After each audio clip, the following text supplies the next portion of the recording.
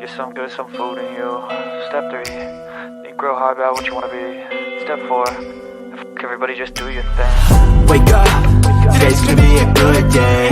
Wake up, today's gonna be a good day. Wake up, today's gonna be a good day.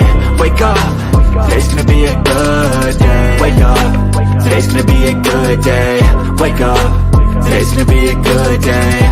Wake up, today's gonna be a good day. Wake up, today's gonna be a good day. Yo, set your affirmations, aspirations. I got shit to do, the aftermath of preparation. Good food, good mood, blood in circulation. One step at a time, yeah, that's how you make it. Set a goal you control and the steps you take them. I try to pick one thought, have some concentration. And if I make a mistake, it's called education. I try to do this every day, call it replication. Wake up, today's gonna be a good day. Wake up, today's gonna be a good day.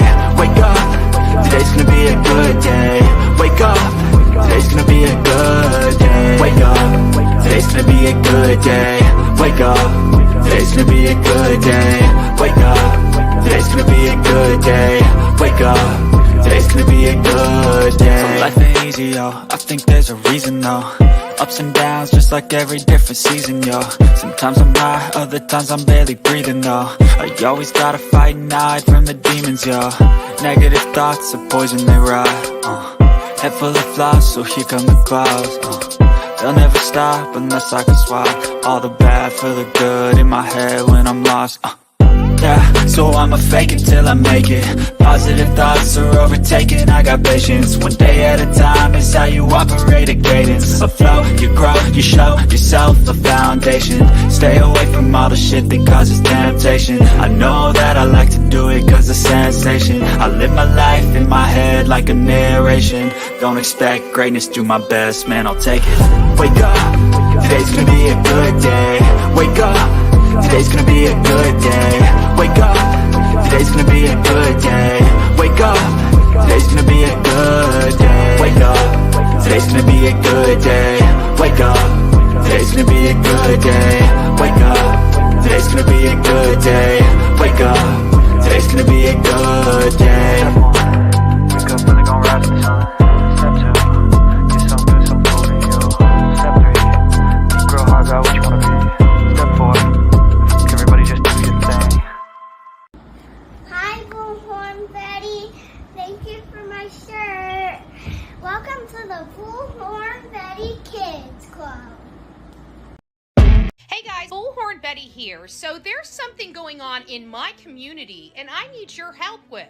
So this is a double homicide that happened in my community, but there's a lot more to this case than meets the eye. This is Thomas Matajek. He actually killed his mother and her boyfriend recently, but the problem here is he shouldn't even have been out of jail. He should have been in a mental hospital, and he is deemed incompetent to stand trial. This right here is our state attorney, and his name is Ed Brodsky. He has been our state attorney in the 12th district for some time. I recently learned our law enforcement officer, Sheriff Rick Wells, has arrested this guy many times and has prepared a case and sent that over to the state prosecutor. Ed Brodsky was supposed to litigate the matter.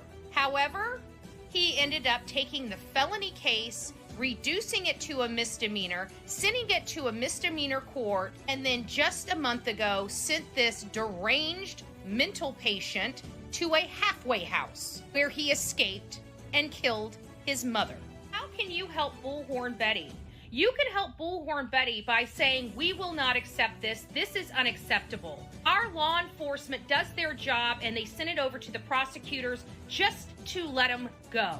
Now, 2 people in my own backyard have lost their life because of these horrible and poor decisions at the hand of the state prosecutor, not law enforcement. So please, I ask you, is this going to be acceptable in your community as well?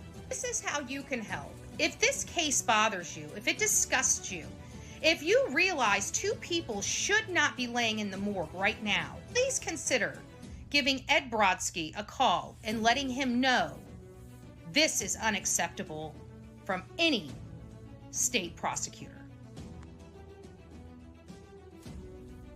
Her family has been struggling so much to find answers, and they have been met with lies after lies after lies from a lot of people that proclaim to be this young lady's friends. So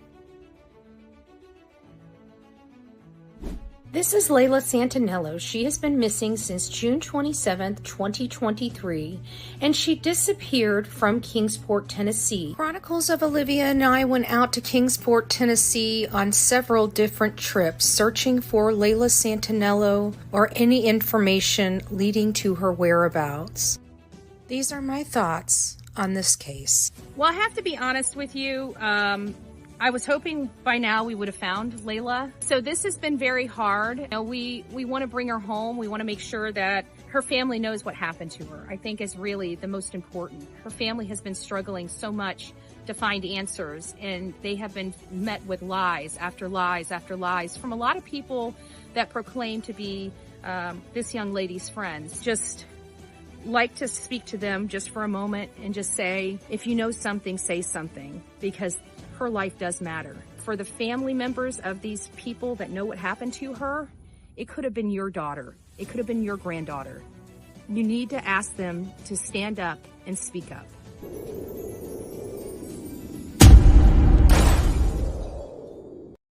Welcome to the Bullhorn Betty Coffee Club.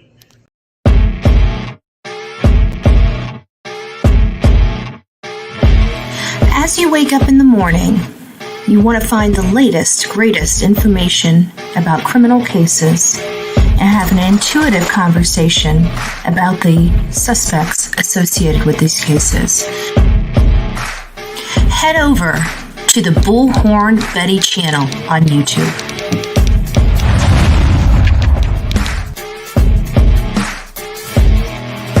Get breaking news right here on the Bullhorn Betty channel. Welcome to the Bullhorn Betty Coffee Club. Enjoy your stay and enjoy your day.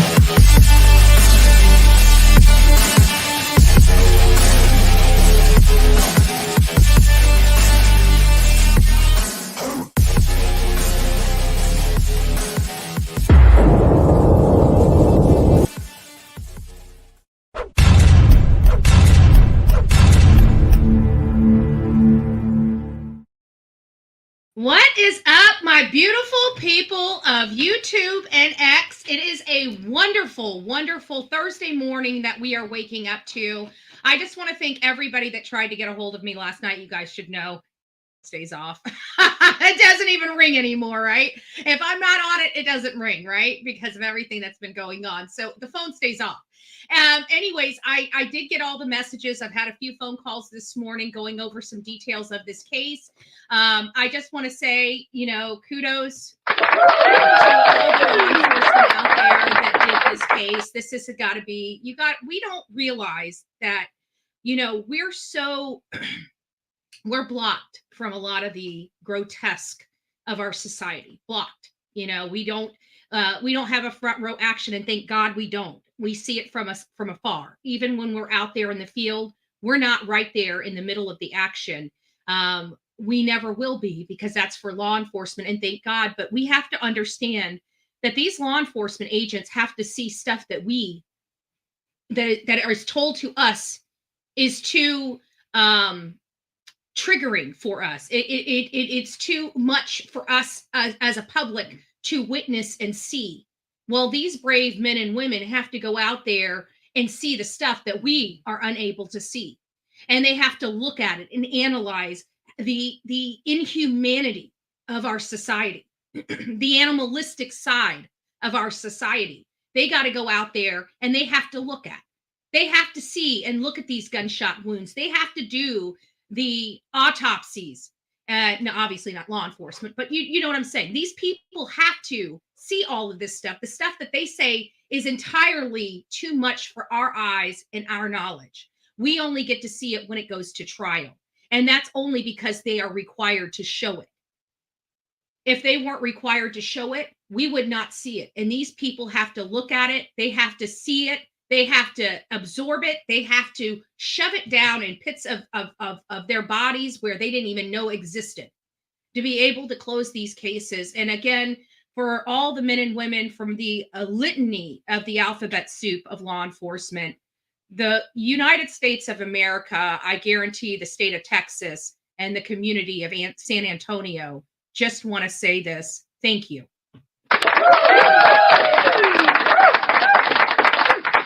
I truly believe they got the animals off the street. Before we get started this morning, I just want to say good morning to all the beautiful people that have rose up this morning and showed up this morning, right? It's like 3:20 on the west coast of the United States. It's 6:20 here on the east coast of the United States. And we already have over 100 people in this chat. This is a serious case. This is a case that has resonated with many of us. We are emotional. Shogun Cinema or Cinema Shogun said something to the effect of, even though we have our own opinions about it and our own feelings about the case, we are still removed from it. We still don't have the emotional attachments that these family members do, even though we are emotionally attached to the case. TL, it's nice to see you. Manic Mama T, good morning. Bullhorn Betty is present. Our beautiful Real Me Too is up in the house. It's nice to see you. Darcy, it's great to see you. Mike is not being able to eat any Big Macs at the moment. So we've got a very deranged Big Mac Mike, defense attorney in the house. We cannot send Big Mac Mike any clients at this moment, okay? An attorney hopped up on medication's just no good to anybody, right? No, I'm just joking. I hope your tooth feels, well, I guess there's no tooth. I hope your gum feels better after the extraction. I'm so sorry to hear that. Darcy, it's nice to see you up in the house. Who else do we have? I know there's a lot, but we were chatting this morning. Jessica, it's nice to see you. Lulu's Nanas, our beautiful Sonia, it's nice to see you. Who else? Boogie Green Street. This is kind of an off topic, but important. If anybody knows who Abby Williams is, Abby and Libby were, Delphi. They're the two girls that were going to see a boy that never made it home. Abby's mom apparently was arrested for a DUI. I don't want people like going and attacking this woman. I'm sure this woman has been through hell and back. And, whether we agree with drinking and driving, which we do not, I'm not going to say I don't understand. And I'm not going to be that hypocritical. I've had moments in my life where I was very, very weak and, shit happens. And this is something where I'm just going to say shit happens. Excuse my language to all the people that don't like hearing me talk like that. But, I understand, and I'm not going to say I don't. I'm not going to say I condone it or it's right or wrong or indifferent. It's not right. But I understand either way. I do. Yes. And we got that up too. We'll look at the business and see what's going on with that as well. Who else do we have? Janah. You're probably going to be like, you're going to be ready to slap me. I don't know if I got these names right. Cutie Pie is up in the house. It's nice to see you. JV's mama. It's nice to see you. Angela up in the house. TLC is me. Good morning, love bug.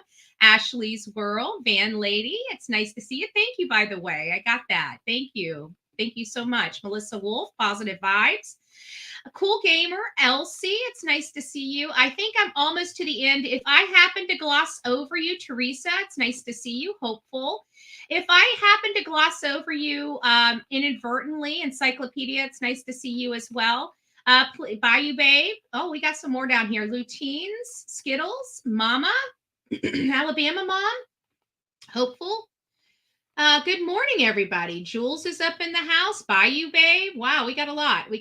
So good morning. If I missed you, Crime Stories Obsessed, my beautiful Emma. It's nice to see you, love bug. You've been doing an amazing job. I've been going over there and looking at your videos.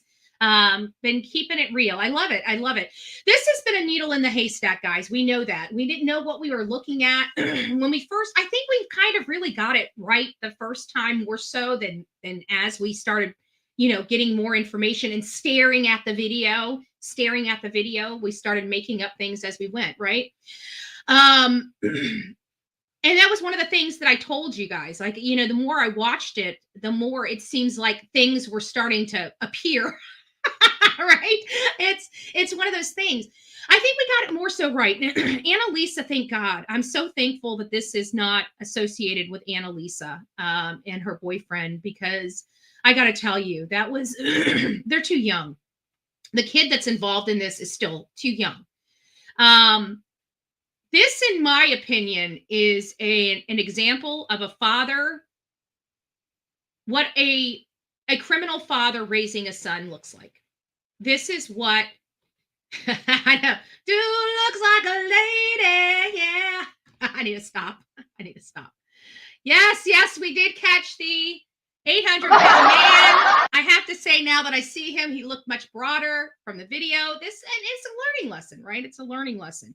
Big guy, old guy, probably wearing what? Compression socks.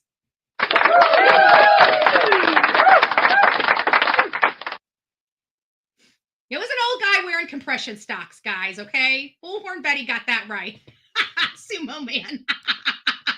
Guys, you guys keep teasing me about my sumo wrestler. I'm going to start throwing some sumo porn up here, okay? And nobody's going to be happy. Nobody. And I mean nobody. But we found the girl. We did find the girl. And let's be honest. I want you guys to be honest. We're going to go through all this. We're going to go through the photos. We're going to go through the press conference. But I want to know before we start, by a show of ones and twos, does the 19-year-old look like a girl or not? 1, yes, he does.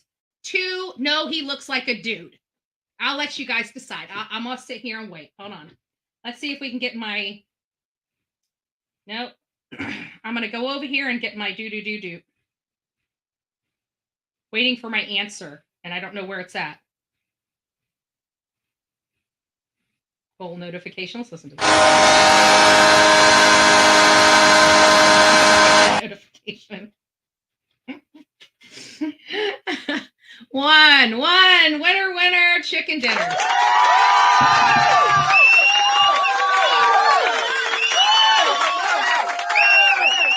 This soon?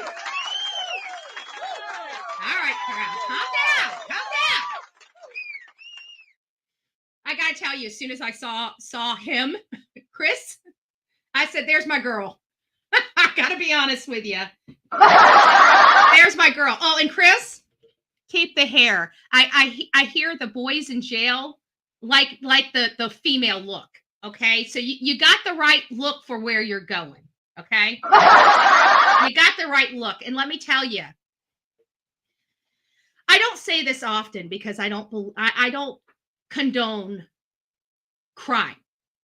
I don't condone assault. I don't think anybody should ever be subjected to certain types of any violence, period, but certain types of violence specifically and especially. In a case like this, I got to be honest with you, and it's the most unchristian thing I think I can possibly say, but for the first time, I really don't think I care. I'm sorry. I don't know where it's at, and God forgive me. And I probably do care. I'm just probably angry like everybody else. But at this point, I want the most vile things to happen to these people. And I know I'm wrong for feeling that way. I know I'm absolutely wrong for feeling that way. And I'm going to have to pray a lot today. I really am. I know many of people in my chat right now are going to have to pray a lot because we have a lot of unsavory feelings that are throughout our bodies. And we know that that's the wrong feeling to be having. But I got to be honest with you. I'm having those feelings too. And I'm not going to lie to you. And I'm going to stand up here and I'm going to say it just like that. Because I stand on here and say that violence and this stuff doesn't deserve to be for anybody. You know, we want this to be this case here. I don't care. I don't care what happens to those two men. I can honestly tell you that. And I feel awful. Like my heart is sad right now because I feel that way. And I can't, for whatever reason, I can't shake it. I can't. Like, I just want the worst type of stuff to happen to these people because I know in my heart they got the right people. Because now that we put our eyes on them, We know those people were the ones we saw. We know that beyond a shadow of a doubt in my mind, now that I laid my eyes on both of those men, those are absolutely the two men that we saw.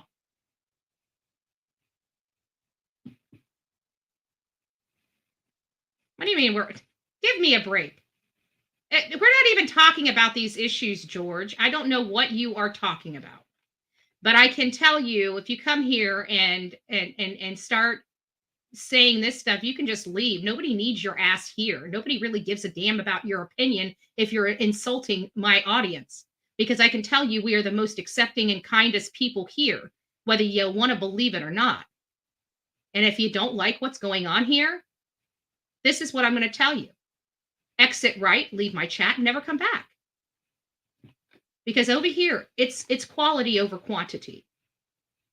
And we have rules of the chat, and one is not to be a dick. And that right there is being a dick. So again, I'll give you the opportunity to participate. If I ever see a comment like that in my chat again, I will delete you without hesitation. Because it's a flat out lie. We love all people. We inspire all people. We don't care what walk of life they came from. We don't care what they look like. All we want them to do is be a productive member of society. And if you see some interesting and informative information, to pass it on and help a family. And if you don't want to be a part of that, we don't want to be a part of you. So kick rocks. Kick rocks. That's how we roll over here on the Bullhorn Betty channel. Let's go ahead and go through this. We're going to put this up on the big screen, and we are going to roll it on back and look at these freaking animals.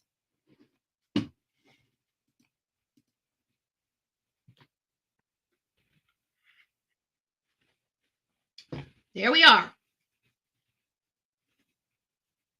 Now we can say this with everything about us. Hold on. You know what? Let me go ahead and pause this. Let's go ahead and let me go ahead and back this out.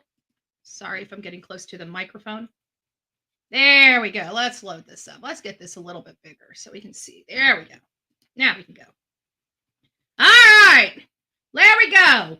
Raymond. Okay. Here is Raymond right here. Raymond, what's the last name? I don't even know if I can pronounce their last name. It's called Preciado. Preciado. Is that right? Am I saying it right? Preciado. This is Ramon Preciado.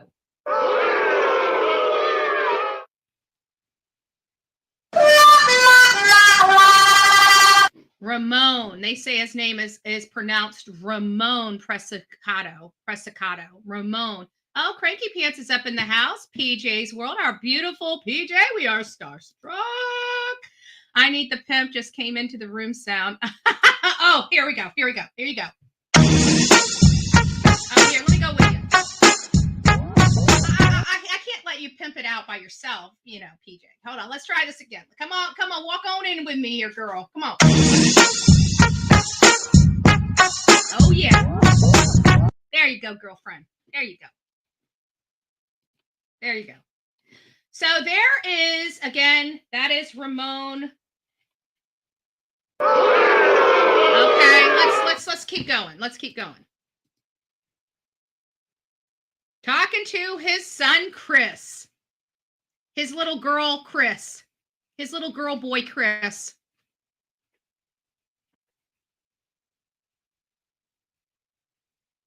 Oh, that must have been the transphobic comments that they're saying, because we're teasing a guy. Apparently now we're transphobic because we're picking on a guy that murdered an 18-year-old heavily pregnant woman. George has got his panties in a wad. George, go change your panties. Maybe put a tampon in or pull one out, wherever it is. I'm sorry. I'm mean. Bye, George. Yeah, we're going to call this little boy a girl. And if it's offensive, I hope it is. Killing a pregnant mom hours before she's supposed to deliver, that's pretty offensive to me. So I'll say whatever the hell I want to say up here today. Ugh, so frustrated about this. All right, there's his little girl boy coming out of the car right about, there it is. There's girl boy right there. There is Christopher. There's Christopher. There's Christopher. So now we know we got Ramon and Christopher. Ramon and Christopher.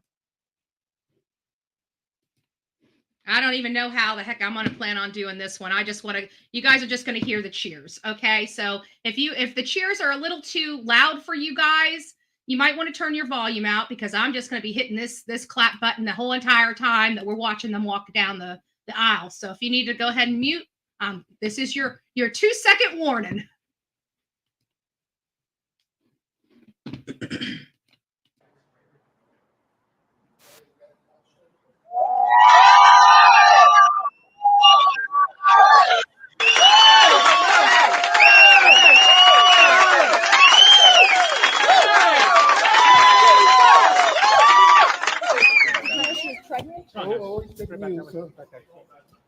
That car right there. This is your final chance to say something about your side. Hey guys, we're going this way.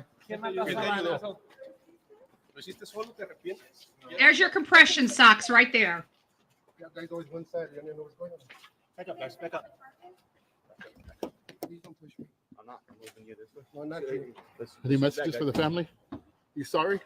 This man right here has corrupted his son so much that his 19-year-old son is going to jail right along with his father for murdering a 19-year-old pregnant girl. I can tell you, coming from a Mexican family, I don't know if many of you guys know this, half of my family is Mexican. What's going on?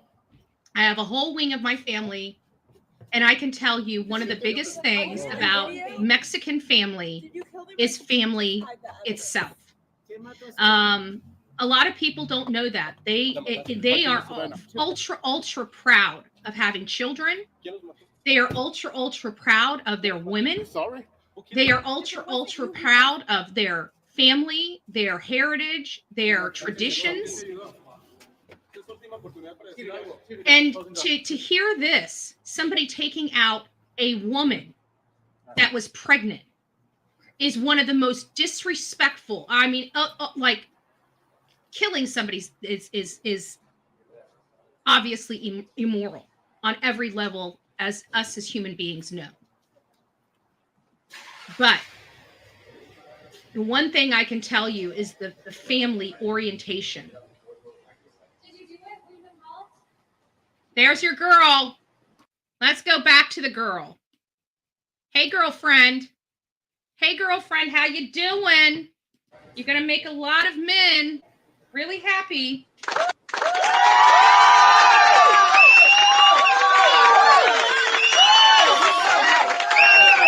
There's our girl.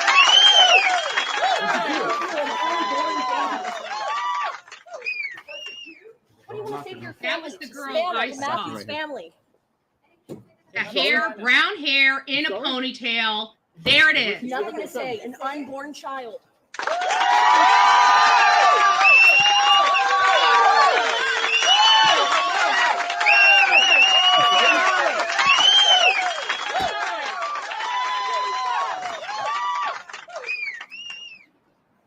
Get those bastards out of here.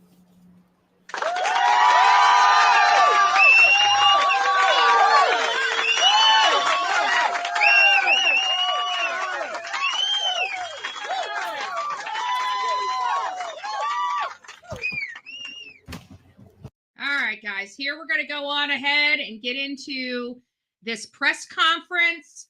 Again, I just want, I don't know how to express this. Just law enforcement, guys. We have to thank law enforcement for this. We have to thank for the people in this area that chose to stand up and say something, because I can't imagine that this was an easy task for any witness. This was an easy task for any law enforcement officer. So anybody and everybody that helped in this case, the Bullhorn Betty channel, as well as the rest of the United States of America, want to tell you thank you. Last time.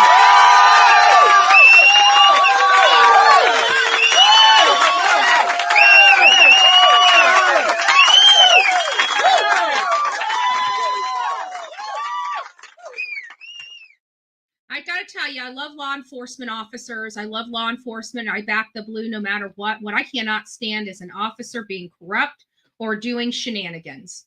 And if you are a true blue, back the blue and you know, the blue family, the blue wall, I'm down with you until you start screwing up and doing shenanigans. Then I'm gone. These people here work their ass off, and in record time, they've got 2 people sitting behind bars charged with this crime. And I just can't thank them enough for that, because many of us went without sleep. I don't know how many of you guys went without sleep, but I can tell you that I was working around the clock so much so that I started seeing things coming out of videos and photos. Okay. That's how delusional I was going.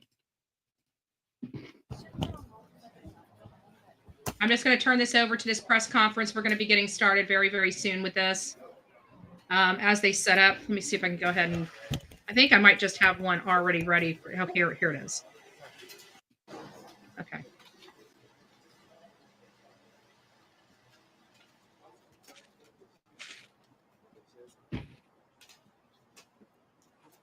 Good evening, everyone. I'm Sergeant Washington Moscoso, WASHINGTON, MOSCOSO. So the individuals you saw this evening, the first individual's name is Ramon Preciado, 53 years old, SID number 443651.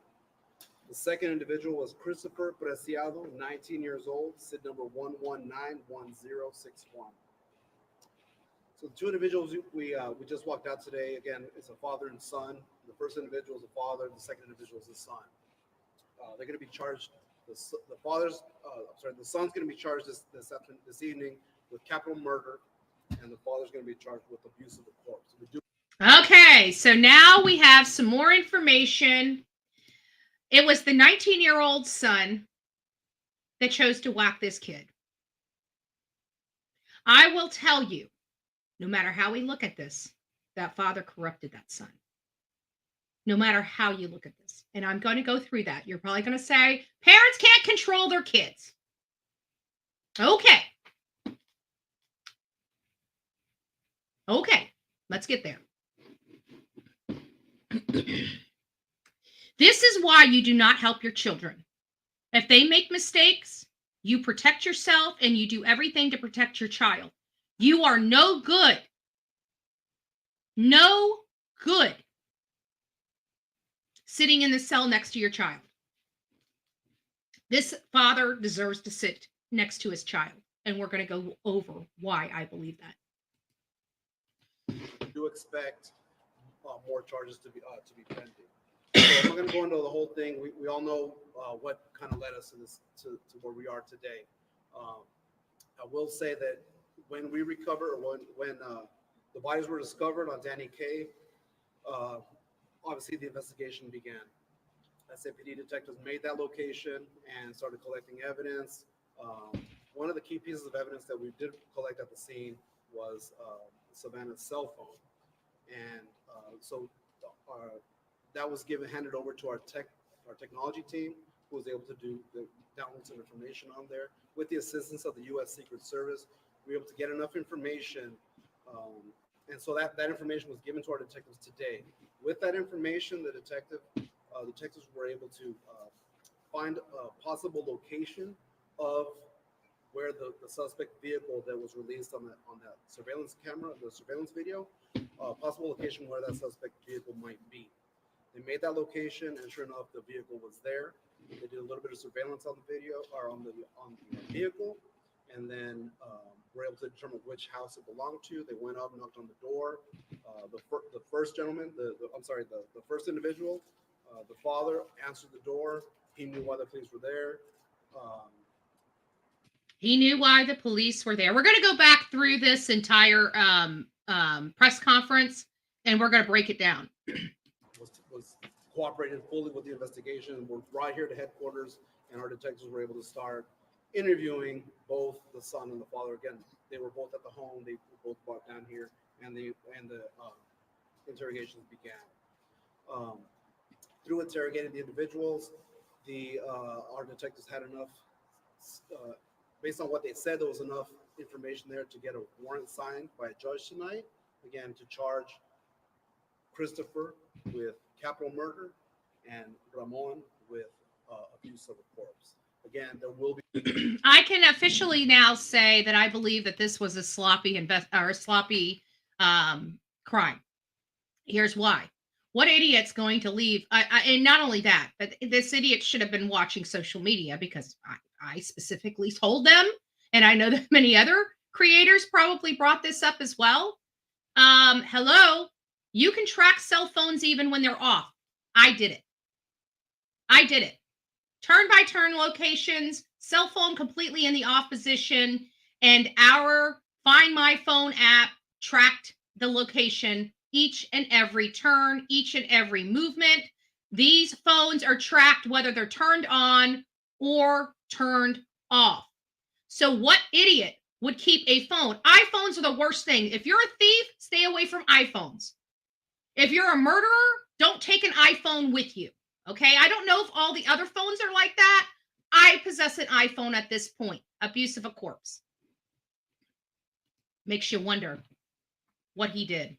I don't know. I'm appalled. I have no words right now.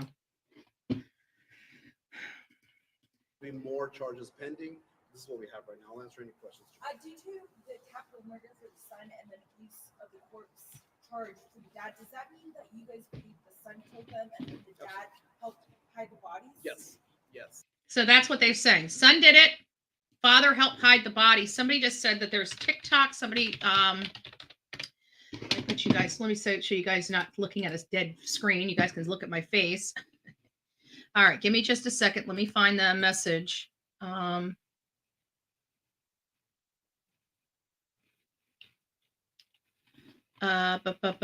said you sent it to, hold on, let me go back to your comment, Jules. And you said, I tagged you on TikTok on more charges. Okay, so mentions and tags. Let me go over here.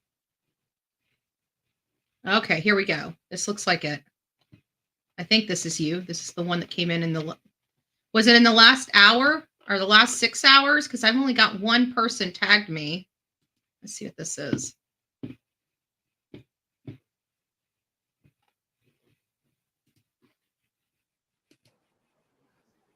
I'm not seeing it. Oh, thank you, sweet misery. God bless you. God bless you. I got your, by the way, I got your email last night. I'll get back to you, but I haven't had time because of this case, obviously. I've been working around the clock except yesterday.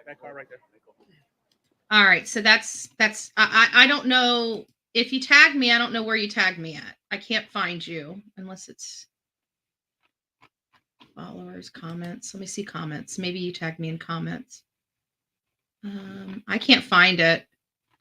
If you can email it to me at bullhornbetty@gmail.com, Jules, that would be great. But I can't seem to find it. I have so many followers, so many more followers on TikTok than I do on YouTube. So it's whenever I get a message, I'm like, it's drowned it out by about 1,000 other messages that I get daily on TikTok. It's a little overwhelming at times. I got to be honest with you. Wow, I read the Secret Service was involved in extracting crucial information. They called in. Yeah, I mean, this was serious. We have all these agencies that have the thing is each agency, the higher up on the food chain you go, the more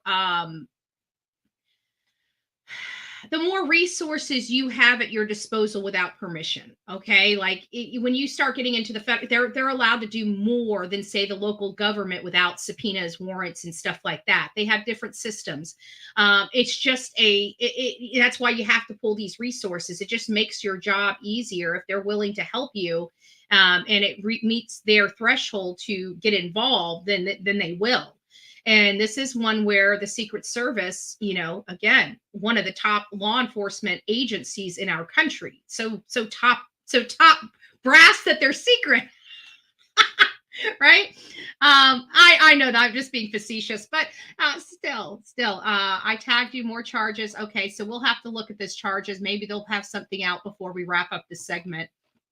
So let's get back to the press conference with this guy. I think he's going to have some questions. Let's listen to what he has to say. and then we'll start getting into more details of this case. But I got to tell you that we were. I'm very, very happy with this news. I think we all are. And so I want to touch base on something real quick. Since the release of the video that we put out on the 28th, internet has blown up with people sending tips and people just sending misinformation. There's a lot of misinformation out there. These two individuals. This is going to be. I will tell you, there are some creators out here that just they really are trying to look and search for the truth. They're seriously trying to find answers. They're seriously trying to bring awareness. There are other people that don't care about the truth. All they care about is the numbers. All they care about is the money that they're receiving. And this is true. And I'm not saying that it's here just on YouTube. I mean, TikTok is rampant. If you saw some of the videos on TikTok that literally were just so far off base, you'd understand. I personally am more on TikTok than to do research. I'm on Twitter and TikTok more than I'm on YouTube. YouTube, it's just it's easy to research and get clips and videos and stuff like that for your content. But it's the information like here. We go on for 2 hours. If we had 10, I mean, you're talking. If we had 10 or 12 people going on for 2 hours, that's 24 hours of research just to go through 10 videos of information. So it's a little easier for me to digest on TikTok when I'm doing a lot of research. Sometimes I come here to YouTube just to see what people say and things of that nature. But thank you. I am Team Summer. bullhornbetty@gmail.com. If you ever have anything that you need me to see, the best way to send it to me, to have me view it immediately, is through bullhornbetty@gmail.com. Even messages in social media chats like Twitter and Instagram and stuff, it takes me days to get there because I just don't check the messages because I have so many messages coming to the Bullhorn Betty email. It makes it hard. Oh, thank you, Boogie. God bless you. God bless you for that. So let's just go ahead and listen to what else he has to say and get as much information as we can. These are some despicable people, but now that we see them face to face, they look like the people we have. That man looks like a man that would be wearing compression socks. I saw compression socks on the person getting out. That was literally one of the first things. I saw the compression socks before I saw the towel move. Before I even saw the towel move. So we've got the older guy, which I thought this guy was older until I started analyzing the video over and over and over again. And then all of a sudden he started getting younger and younger and younger and meaner and meaner and bigger and bigger. Next thing you know, you got a friggin' 800-pound sumo wrestler wrestling.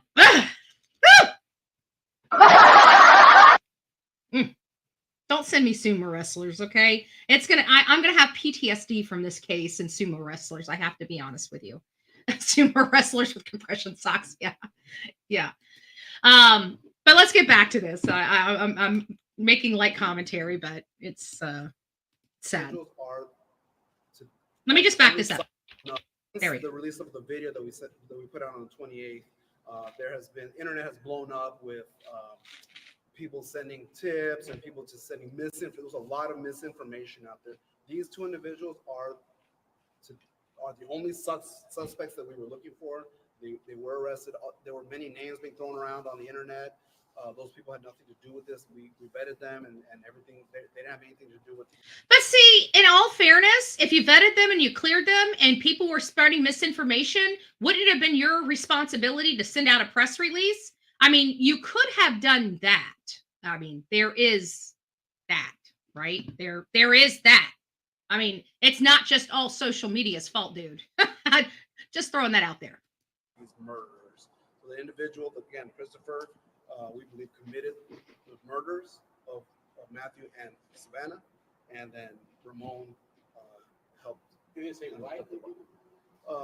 It appears to be a narcotic-related deal that went bad. Okay, so now we got it. Narcotic deal that went bad. That was a theory we had, right? We had several theories. What was our theories? We knew about Annalisa. That was one of the first names that made its rounds on YouTube, is Annalisa, her boyfriend and her father, because he's a big guy. It looked like a girl getting out of the car. I mean, pieces made sense, right? Visible pieces made sense, right? But we didn't have all the information police had. So we knew it was a big guy and we knew it was a girl.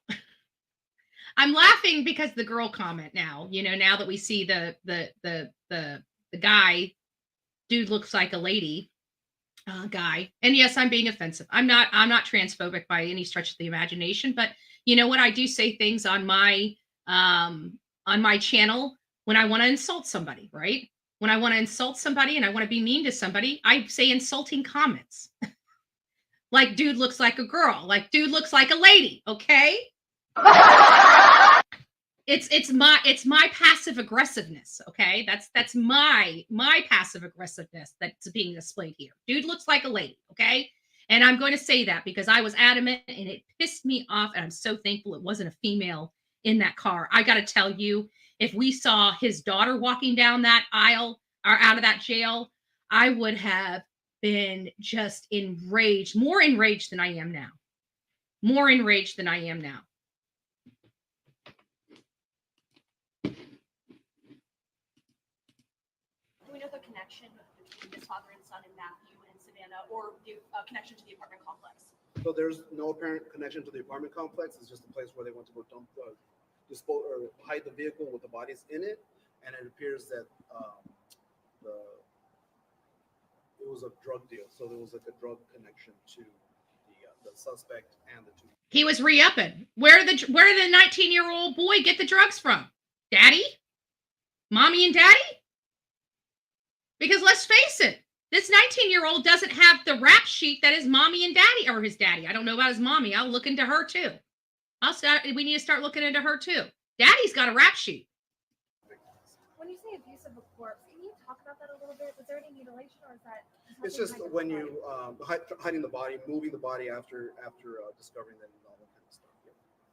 So you guys understand that the abuse of the corpse is actually the moving and the hiding and stuff like that. Not that, I mean, we heard that Matthew Guerra was abused more so than Savanah. But now that I see the guy, I don't think he was essayed. If he had more injuries, I think it was more injuries because the guy wanted to inflict more injuries on Matthew. But either way, all in the same right, why did he have to kill Savanah if his beef was with Matthew? But this is a 19-year-old kid that's not thinking clearly and has a piece of shit for a father. That's why we're in this situation. So December 21st, which is a Thursday, just before midnight, is when the actual murders took place. Just about midnight. So we heard this. So now that we know this, we don't know how they got there. Hopefully they'll explain it. I got to tell you, this is the first time I'm seeing this. I woke up this morning. Everybody was going off about there was an arrest. I got on here. I started getting to work. I have most of this stuff I have not even reviewed yet. We're all reviewing it together, right? On that. And are they going to be charged for the baby? Because in the state of Texas, technically, they could be charged for a third. Right. So like I said, there's going to be possible charges pending, more charges pending. We heard from Jules that charges have been added. Okay, so we don't know what those charges are just yet. We'll get to them. Just be patient. Our detectives are going to talk with the Bexar County DA to determine if they're going to be any charges facing any charges related to the unborn baby. And do we know if she was dilated at all? If I didn't have that information from the medical examiners. I know that she was scheduled to be induced, and she didn't make her appointment, which is why the family went to the police to file the missing persons report. Did he say where exactly they killed him? I don't have exactly location. 19, Boogie. 19 years old. The location, and then thank you, Jules. The apartment complex to dispose of the vehicle and the body. Okay, guys, we're going to go back to this interview. I'm going to put myself up on the screen. I'm going to see Jules just sent me an email. Let me see what the email is real quick.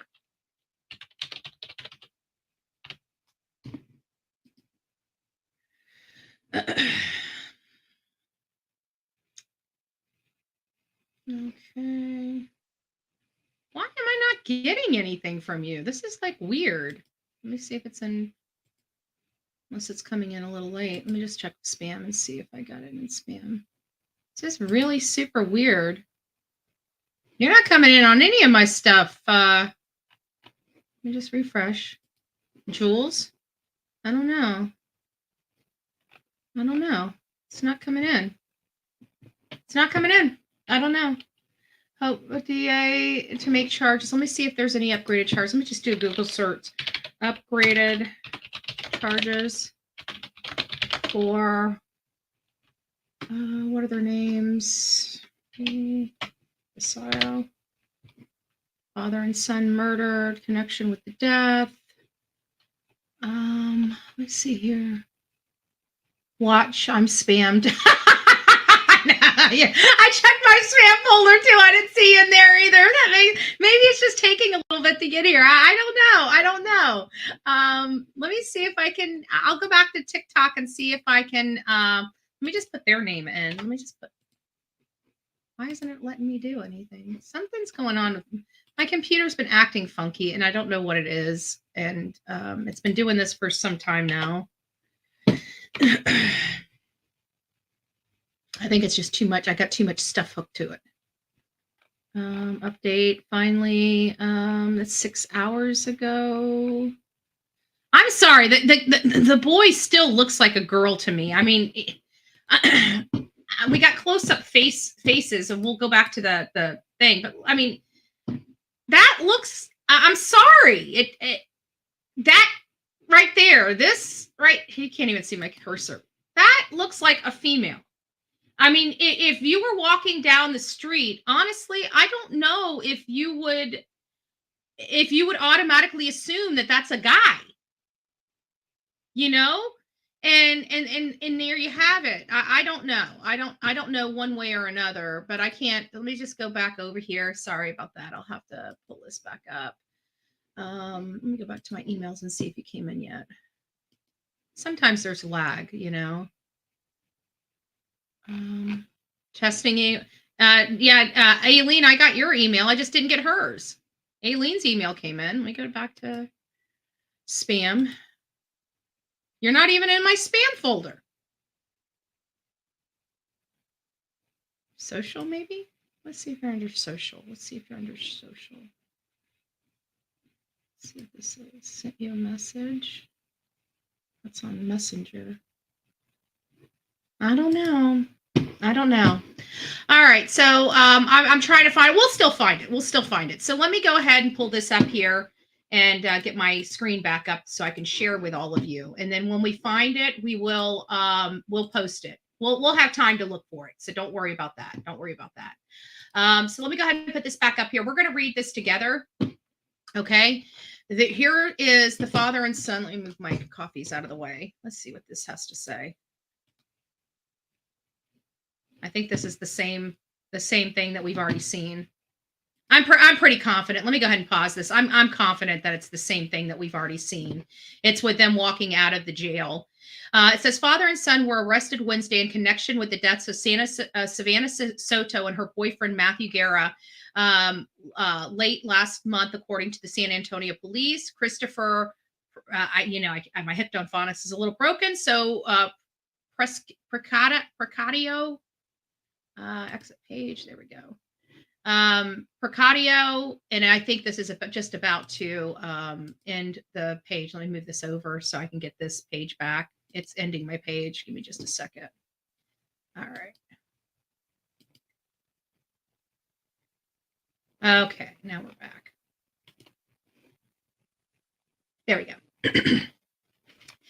So it says Christopher, 19, has been charged with capital murder. His father, 53-year-old. It says it almost pronounces it Raymond, but it's Ramon Preciado. And again, I don't know if I'm pronouncing that correctly. I'm sure I'm not. Was charged with the abuse of the corpse in the case. San Antonio police said they collected a cell phone as critical piece of evidence when discovered Soto and Guerra's body in the northwest side apartment complex on December 6th. So they said collected a cell phone as a critical piece of evidence they discovered when they discovered the bodies of Soto and Guerra. in the at the apartment complex. That's new information. We didn't know they collected a cell phone there. We knew that both Soto and Guerra's cell phones were missing. So it looks like they collected a cell phone while they were there. Information on the phone led detectives to the suspect vehicle seen in the surveillance video police had shared on December 28th. Officers conducted surveillance when they arrived where they believed the suspect vehicle was located. Police knocked on the door, and Ramon Preciado answered, and he said he knew why the police was there, according to SAPD. The father and the son were taken into custody and questioned downtown at police headquarters. SAPD said the judge signed the warrant for their arrest based on the information provided during the questioning. Police said the deaths were connected with a botched drug deal, and Soto and Guerra were killed on December 21st before midnight. So all of our days that we had were wrong. We were told that they went missing on the 22nd, but the 21st around midnight was the last time they took a breath. So the 22nd, they were already deceased. They were already deceased a full 24 hours before they were to deliver their baby boy. This is 24 hours sooner than we had anticipated. Christopher Preciado, or I can't pronounce the name. I'm just going to say Chris. Chris is the 19-year-old.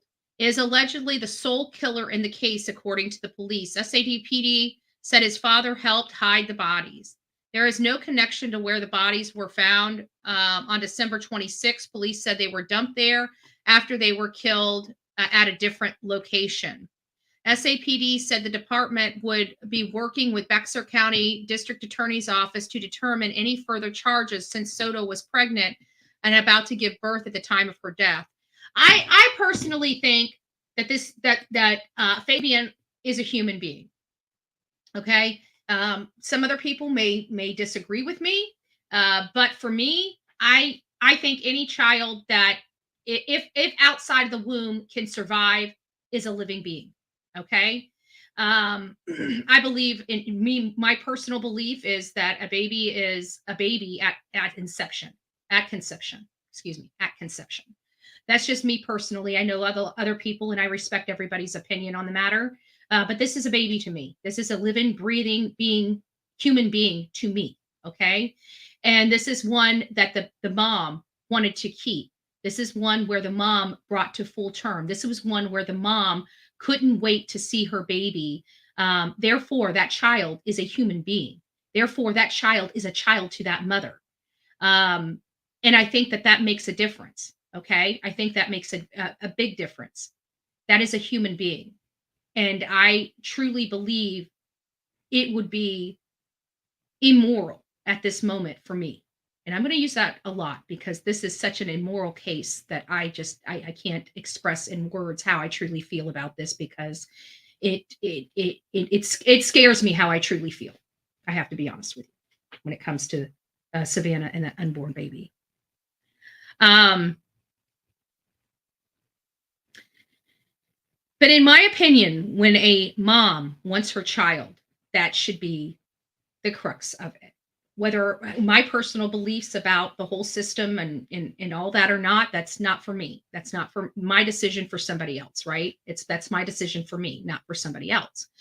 But at the end of the day, I think that when a mother wants their child and brings it to full term and is about to be induced to bring that child into this world, that child is a human being. And I think it's a dereliction of San Antonio Police Department and the Bexar County Prosecuting's Office not to acknowledge that.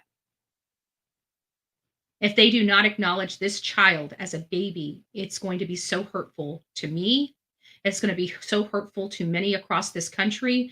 But more importantly, it is going to be hurtful to that family, the entire family. And I'm going to call them family, and I'm not going to differentiate between Soto and Guerra because at the end of the day, that baby united all of them.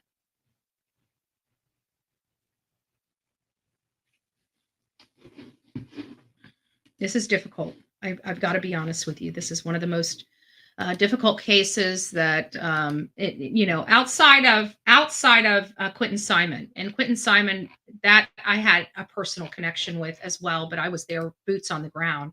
I have to be honest with you. With this one here, it was too dangerous. I was personally scared to go to the area. I'm glad that there were other creators that got to go to the area, but it's different when you're a guy and when you're a girl. And being out there all alone in a gang infested area, it scares the shit out of me. I'll be honest with you. Excuse my language. I know there's a lot. Poor Elfig. Elfig, I love you. Every time I cuss, you're like the first person I think of. Like, I cover my mouth because of you. I love you so much. I do. I love hearing your little messages too. They brighten up my day. So let's just read this, and then we're going to get over to some more information that you guys don't know, okay? Because I know that we all know who did this and what have you. But there's the girl. There's the dude looks like a lady, Chris, and Chris can go both ways too. Even the name's interchangeable. Even the name's interchangeable, right? So it's like Chrissy girl. I just want to tell you.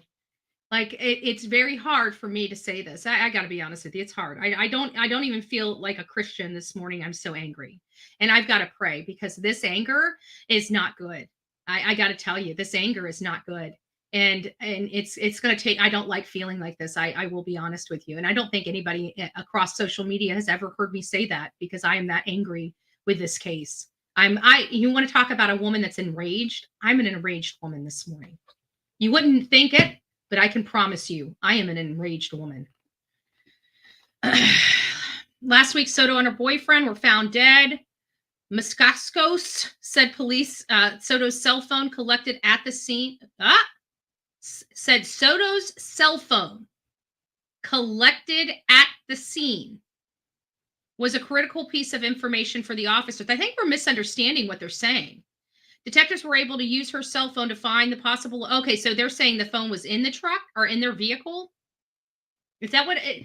Can somebody express this? Because I'm reading this both ways. So I've read two different scenarios. One said that there was a cell phone left at the scene that they were able to connect back to the suspect vehicle.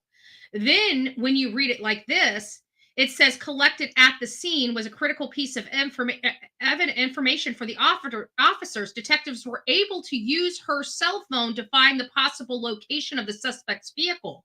So that must mean to me that she had her cell phone at the time she left. Her cell phone was found inside the car where their bodies were, and her phone must have pinged at the home location where they went to meet Chris. That must have been what happened, what I'm reading here, because everybody before this and all the emails were telling me it was left in the suspect's car and they were able to track it back to the suspect vehicle. That's not the case. It was never left in the suspect's vehicle. It says right here, Soto's cell phone collected at the scene. At the scene. This is at the scene is where their car was and where their bodies were. So Soto's cell phone was found in the car. That's why everybody was making such a big deal about Matthew's cell phone, because so far we still don't have Matthew's cell phone. But her cell phone found the possible location of the suspect's vehicle from the surveillance video. So that pickup truck. So now I'm assuming this is not factual information. So I don't want you taking it as factual information. This is my speculation on the subject from what I'm reading here. Now, we may read another article and it may change my stance because, again, we are reading this for the first time together. All this stuff was breaking off when I woke up this morning. I had a lot of work to do to even set up this live, to get it going on, because this was not the topic of conversation, as you can imagine. The show was already scheduled, and this show was already had another narrative to run this morning. And I wake up I'm happy to say I woke up to finding these horrible, disgusting people behind bars. That to me is amazing. I'm happy to have to run around and put together on the fly this right here. I'm happy to. It is my pleasure to do this today. Absolutely my pleasure. So we're finding out new details. So it sounds like Soto's phone was with her and it was in that car. And because they must have went to their home to do that deal, and the son killed them, and the father helped them bury the, hide the bodies. I don't know how the father is not connected to this. I don't know how. This is not, you know what? This is a lifestyle issue. We're dealing with lifestyle issues. These people out in San Antonio need to get God. That's the first thing they need. That step in the right direction. If you're in San Antonio and you're living like this, it's time for you guys to go to church. If this is the way you want to live your life, fine, go be it. Go do it. You want to get gunned down in the middle of the road? Fine, go get gunned down in the middle of the road. I'm sure the law enforcement around there is sick and tired of cleaning up your bodies. I don't know about you, but I've got to think that they're sick and tired of cleaning up your bodies. And I have to also think that they're sick and tired of having to bury young people. I can't imagine being a parent having to go in and put a young teen in a freaking body bag. I can't imagine that as a human being. People need to wake up. Piece of garbage right here. And don't tell me, if it wasn't for this man's lifestyle, his son would have changed. This man right here is a problem. And for nobody to sit there and acknowledge it, this man right here should be in charge. His son's only 19 years old. What is child abuse? What is the endangerment? What is the statutes of limitations on endangerment? Because I'm pretty sure this father did not raise his son very well. Why do I say that? Why do I say that? Because this piece of garbage has a rap sheet a mile long. That's why. Misdemeanor class B, no big deal, right? No big deal. Just chose not to show up to court. No big deal. But what about this one, where it's assault with bodily injury of a non-familial family member? What about that? So this guy here doesn't mind assaulting people. Hard guy. I wonder how many of those war stories he shared with his son about how hard he was, making sure his son was this kind of man, a man that doesn't take crap from nobody, right? If you don't like what somebody does, what you do, you know what you do? You do like I did. You whip their butt, right? You're a piece of crap father. Your record shows you're a piece of crap father. Love to know who the mother is, right? Love to see and know who the mother is. I don't know what this one is, but this is a felony in the 3rd degree. Whatever this charge is a felony in the 3rd degree. And then what is it? It's got unauthorized use of a vehicle. So he stole a vehicle. Great father figure. Great father figure. Wonder if this has anything to do with why his son decides to stick a gun up to a pregnant woman's head and pull the trigger. Wonder if that has anything to do with it. Oh, Department of Corrections. Oh, so daddy's had the courtesy of being in prison before. Oh, love it. Love it. Yeah, and mom probably is the one that threw the damn towel to daddy. Family affair. Where's mommy? Mommy threw a towel. As far as I'm concerned, she helped cover up the crap too. Why isn't her ass in jail? Where are the parents in this child's life? And you got 2 people dead and an unborn baby. Because they can't control their family. They don't know how to be upstanding citizens, and he owns a freaking air conditioning company. How many people let this felon inside their home? This violent felon. How many times did he take his son to work with him? Asking for a few friends. How many other people did he put in danger? I could go on. I'm enraged. Aggravated assault with a deadly weapon. Oh, yay, daddy. Yay, daddy. What a I love daddy. Good old dad. Good old pops. Good old pops. Charges filed in 2005. Don't give a crap. You're a piece of crap father. Raise your children better. I could go off for literally Another 3rd degree felony. What's this one? So daddy doesn't mind. Oh, we got another 2nd degree assault with a deadly weapon, 2nd degree felony. I wonder where his son gets it from. Department of Public Safety. Wonder where the sun gets it from. Wonder where it all comes from.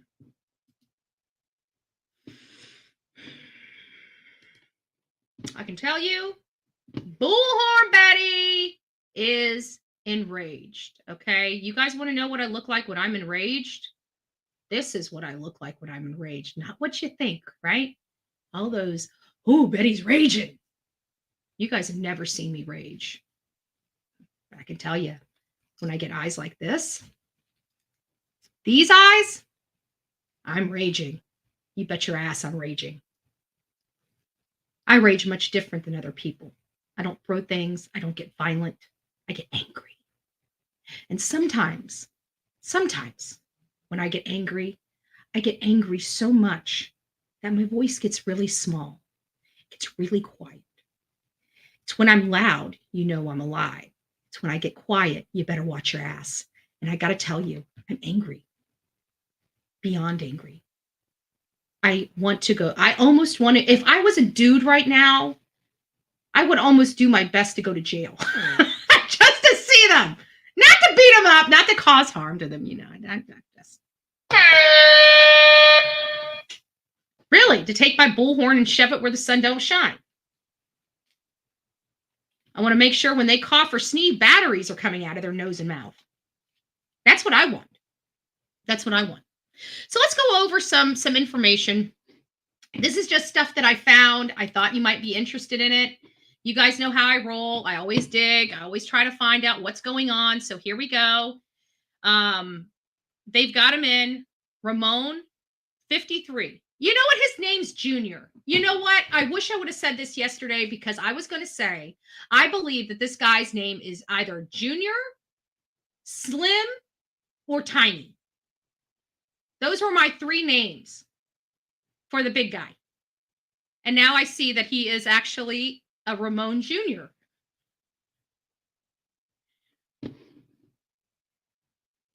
Was this a self-defense robbery? I don't know. I don't see Savanah and Matthew robbing people. I'm sorry, I just don't. They had too much money. Nobody that's moving that much weight is going to be robbing the people that they're doing business with. There was some other altercation there. So either the kid, the 19-year-old, didn't have what he said he was going to have, or he was going to try to charge him too much, or the crap was bunk and wasn't going to be paid. And there was he tried for whatever reason. Chris is the aggressor here. Chris took out a pregnant 18-year-old girl. I don't trust anything he says. I believe he's the one that started the shenanigans because let's face it, Matthew's been in business for a while. Doesn't seem like Matthew is going to burn his bridges when he's moving that much weight. Now, I don't know a lot about the drug trade at all. You know, good old Christian white girl, never done nothing wrong. Right? Don't know nothing. Been sitting in the pews of the churches my whole entire life. Don't know nothing. Right? But I can tell you, it's very few and far between that I see somebody moving this much weight and wanting to rip somebody off. It's more like that somebody told them one price and changed the price to another price, gave them, said their quality of the product was good and the quality of the product be junk. These are the things that you have disputes over. Could Chris have went there and just try to, yank their money? Of course he could. But why would he bring them to the house unless he had already premeditated this moving forward? We don't know what happened. All we know is that there was supposed to be a deal that went on. We saw that from a post from Matthew. And people are talking about, there were some posts that came in on the 22nd. Well, we have to remember that when we're on the East Coast and they're on the West Coast and they make a post, say a post is at midnight, for example, right? It's midnight. It'll flag on their side, midnight on their end. You're reading it in real time and you're on the East Coast. It's going to show up on your phone as 3 a.m., even though it's posted at midnight their time. And you're looking at it at the same time. but he's on the West Coast and you're on the East Coast. So his is going to show 12, yours is going to show 3 a.m. So his is going to show on his tag that it was posted on 12/21 at 11:59, and on yours it's going to show that it posted on 12/22 at 2:59. You see how that works?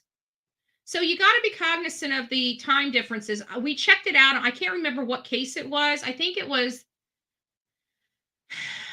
oh Lord, I can't remember. It was something that was over in the last year that we covered. And we learned, Carly Russell. It was the Carly Russell case that we realized that happened on. It was the Carly Russell case.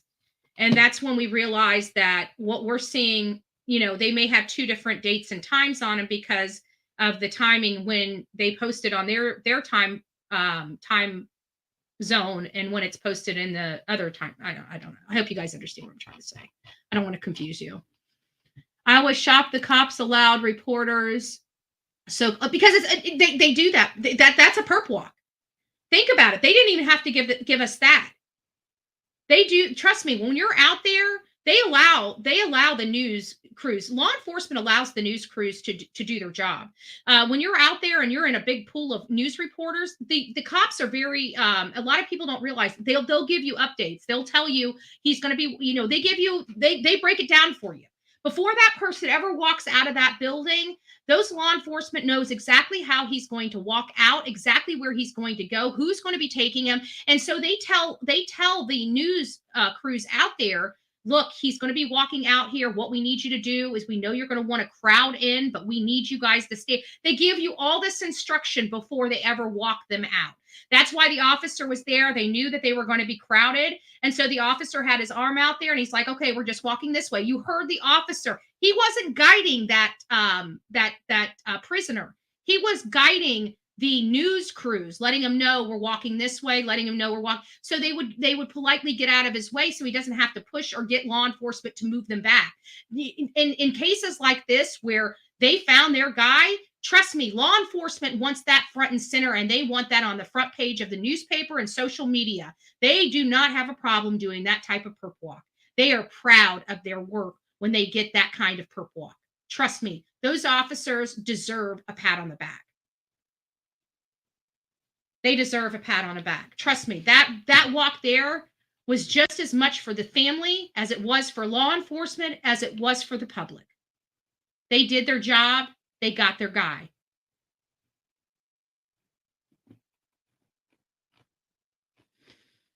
So we're just going to go through some of the stuff I found on social media. Then we're going to open up the phone lines. I know there's a lot of people that have a lot to say. So we're just going to go through some of the stuff that we're reading. Ramon, 53, son Chris. They got the numbers here. Can't trust post from Trusty Sleuthy. I don't know who that is. I've seen her stuff. I don't like her stuff. I got to be honest with you. That Trusty Sleuthy person, I don't know who they are. Brother of Christopher and him at 14. So you got... I'm sorry. There's something more going on with Chris. I don't know what it is, but there's definitely something more going on with Chris. I don't know why his father would help him. I got to say the father, I don't know how many, from the sumo wrestler and looking at that stuff and looking at, tiny or slim coming out of that truck. I knew the guy was older. There's something that told me, but then the more that we looked into it, and I'm thinking, this is not Annalisa's father. I didn't think anybody else's, how naive, like somebody else's father would help their kid. I wasn't even thinking that. I just knew it wasn't Annalisa's stepdad. And now that I see this guy, I know this is the guy I see, because you know what? If you look at him, no offense, but his face resembles the face of Annalisa's father. There's not a whole lot of difference. So let's pull this up. I guarantee. Annalisa's dad. I know we got it here. Is it in one of these? Oh, ew, shit. That means I deleted one of my tabs. I wasn't meaning. Oh, maybe it's this one. There it is. Let's find it. I've got it here. I know I've got it here. Our sumo wrestler. Thank God I can get all that work done. I'm going to delete all that stuff we did for, good Lord. But I got to be honest with you. He kind of looked like one of the renditions, one of the markups, right? He did kind of look like it. Give me a second, because as I'm opening all this up, it's starting to slow my system down just a little bit. I've got like 50 tabs here I'm trying to go through to find the one. Actually, it should be a Facebook. It wouldn't be any of this shit here. Hold on a second. No.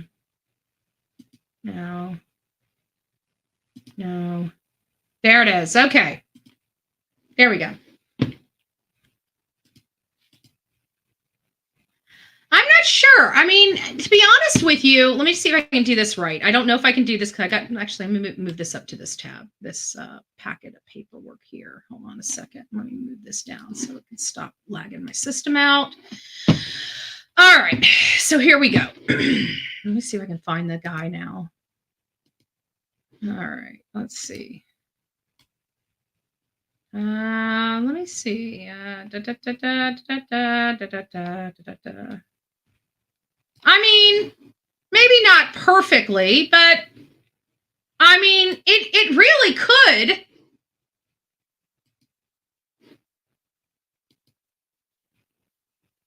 I don't know, guys. I mean, to be honest with you, as far as body appearance and stuff like that, I really don't think we were that far off. I mean, it's sucky. But they had the same body type. Again, a needle in the haystack in Texas, you know, looking for a heavy set guy in a pickup truck is a dime a dozen. Let me see what we got here. I haven't even been paying attention to chat. Hold on, let me go. I'm going to scroll up. We're just going to take some time. Let me put my face back up here so you guys can see me as I talk to you. So it's nice to see you, Rebecca. And I know there's been a lot of people that came in. Easy E, it's nice to see you. Mika, Crafty Chris, good morning. Anybody else I haven't said good morning to? Good morning. Please don't forget to go out and give me a thumbs up.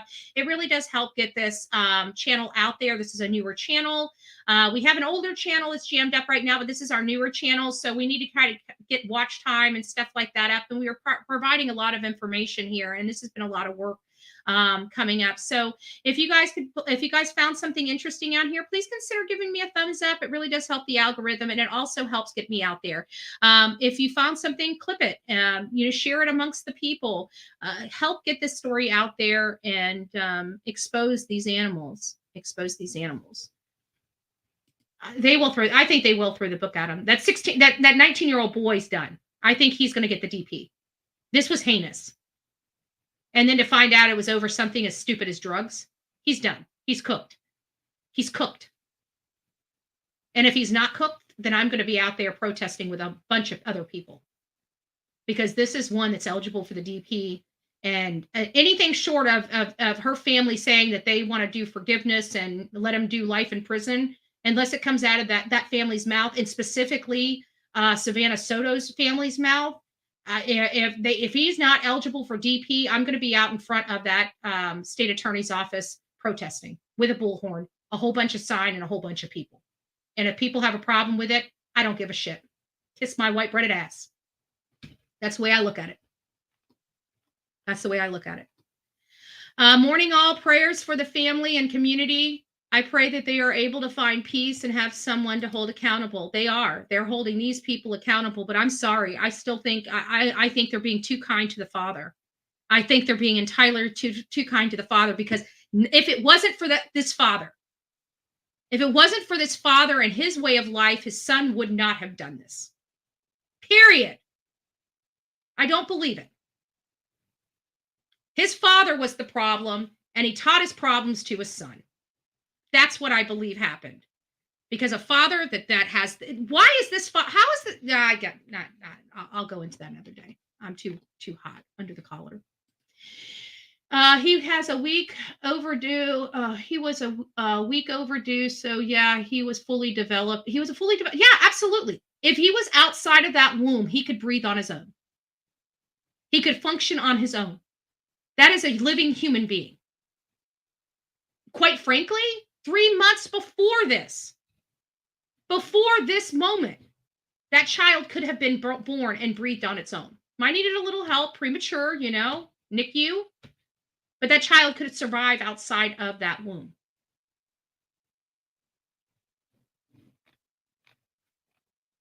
I'm just angry. I don't know any other word to describe the feelings and emotions in my body right now other than anger and rage.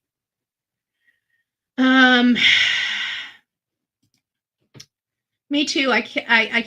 I'm keeping my real feelings about what they did to myself. Pure evil to take someone's life, especially an innocent baby.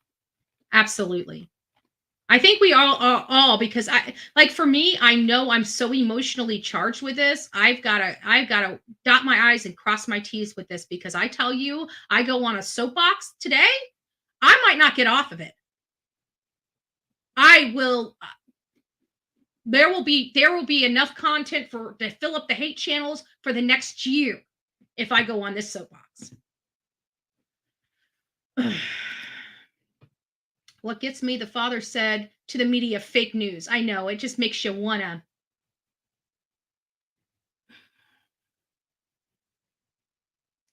Some days I wish I was just as evil and brutal as some of these people, because I tell you, I think I could do evil well. If left to my own devices, right? It's easy to do bad things. It's hard to do the right thing. His father is a failure. He's always been a failure, and here's why. He had an opportunity to do the right thing. And after his life of fucking crime, excuse my language, his life of freaking crime, he had an opportunity to do the right thing when it came to his son, and he shows, once again, he does not deserve to walk among us. Any human being willing, I don't care if they're your kid or not, willing to do this for your child, when you didn't give a rat's ass about the unborn baby that your child took out. They are being entirely too kind to this man's father. Ramon, I pray to God Ramon gets the book thrown at him, and I think he will. Because let's face it, we do have that 3-strike law, right, for felonies. This man has been twice or 3 times already convicted felon. I hope this puts him over the line and makes him do 30, 40 years. When you have parents that are willing to help you hide a body, we have a problem. Where in the hell are the parents? Our kids do stupid stuff. We get it. They do stuff that makes us sick to our stomachs sometimes. I get it. Unless you're Roberta Laundrie and Christopher Laundrie, why are you helping them clean out a car? Wipe it down. I don't respect parents like that. You may say, oh, with my kid, I'll do anything for my kid. Listen, we all have children. There are many, many, many parents that have children right now in jail for the rest of their life. And we have many parents right now that have children on death row. You know what we don't have? Is them sitting next to them. So don't tell me that this is normal, customary, and parents have a right to do it. No, they do not. As far as I'm concerned, this man is just as guilty. Okay, I digress. I'm done hearing my own voice. I'm mad. I'm angry. I'm raging right now. So when people say that Bullhorn Betty's raging, this is what raging looks like when it comes to me. Because I tell you, I am livid. And I don't know how to express that in any other better words than the way I'm expressing. My rage looks a lot different than what you'd think. I can promise you that. Still just as dangerous. So I wouldn't poke the bear if I were you. I'm just saying.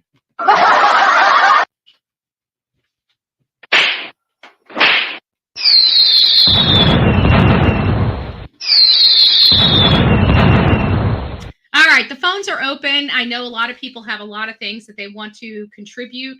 We also, Jules, if you'd like to call in, maybe talk about what we read, what you read on TikTok or saw on TikTok, or maybe can fill us in on the updated charges, or if somebody else knows what the upgraded charges are for these assailants, that would be great. Just call on in. 724-249-6140. If we have some pastors or preachers in the house that would like to pray over this family, pray over our channel, pray over us, pray over my anger and rage issues I'm having right now, God bless you. By all means, we are open to whatever right now. We are open to whatever. This USA is getting wicked. We are. And I want to know why. Because I got to tell you, it's getting scary for me to go. I've never in my life thought, you guys know I'm a pretty ballsy chick, right? I do things no matter whether you agree with me or not. That I'm not asking you to say that you agree with me and you're a ride or die, okay? I'm saying that you guys know I'm a ballsy bitch. I'm a ballsy woman. I don't really take no for an answer. If I think I'm on the right side of something, I'm gun-ho, right? I do not quit. I'm willing to do. Why isn't it copy? Why isn't the guys? I'm hearing the. I don't even know how to hang it up. What is going on here?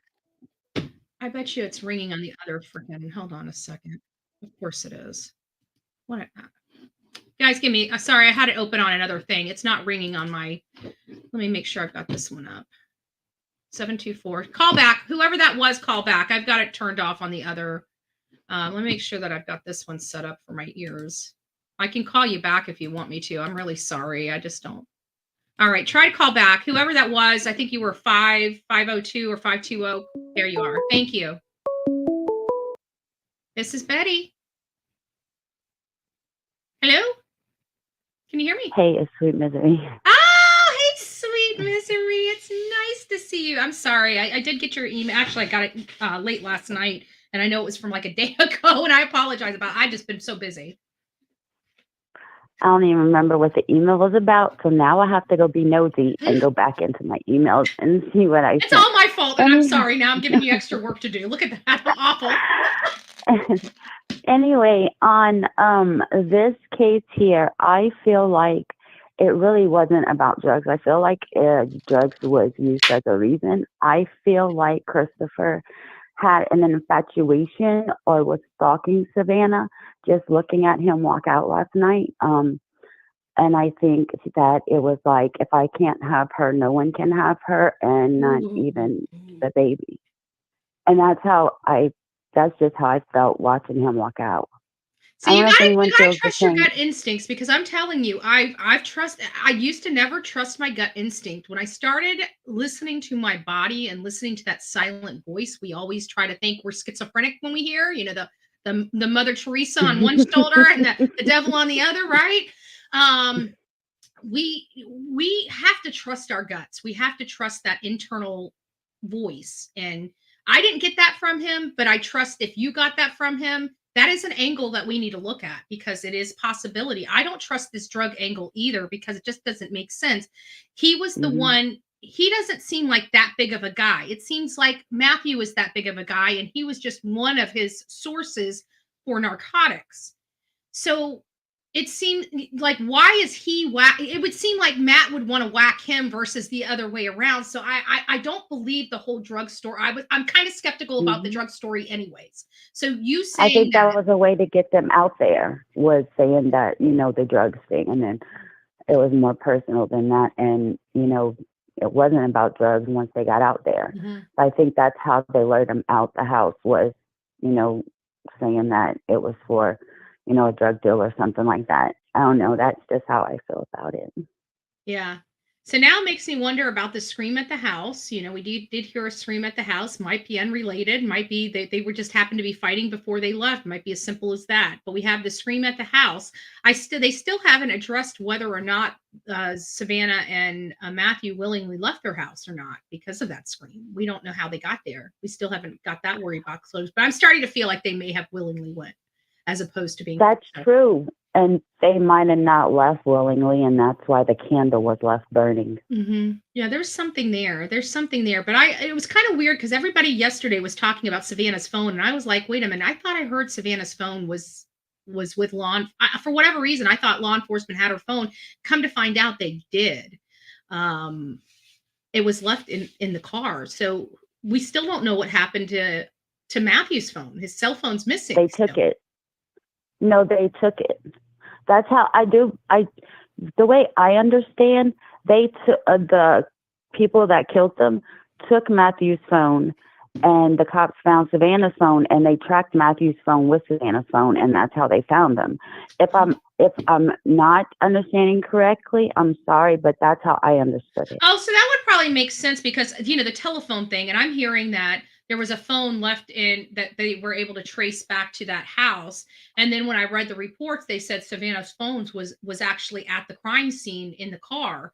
So that would probably explain both variations of that story if they did take Matthew's phone with them. Yeah, I think that's what happened. Okay, so we're still a little, yeah, I'll have to get those details. I haven't heard that. I've been reading everything, but there's still a lot of missing parts to the story that we need to fill in. I know, it was like, Betty needs to wake up. Betty needs to wake up.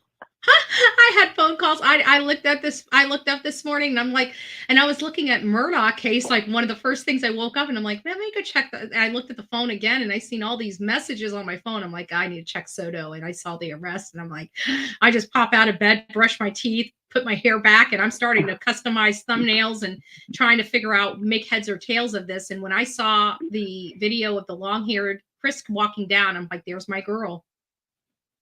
Yeah, I said the same thing. I was watching it with my mom, and I'm like, there she is. Yep, there she is. And people can call me homophobic or transphobic or whatever. I don't think that guy's a transgender guy. It's just, dude looks like a lady. Well, I mean, he's got pretty a lot of us have different.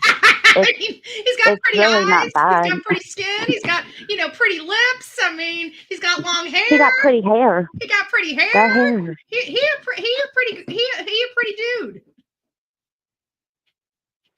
That's what, I don't know. He's too dark. I really don't think it had anything to do about drugs. He looks very, very dark. I just think it's something more sinister than that, than just getting drugs. I think that, yeah, I really do think got that. in the 19-year-old boy's mind, but I just feel like it's the father. Like, I feel like the father said, you can't be having people disrespect you on the streets. Back in my day, I just see the father being like that. I'm looking at the father. Now, do I know that to be true? Could I be totally judgmental of the critical of the father? Absolutely. But I don't know any father that, like, if I killed somebody, even like I used to be daddy's little girl. I guarantee, and I stole a pack of cigarettes. You know what my daddy did?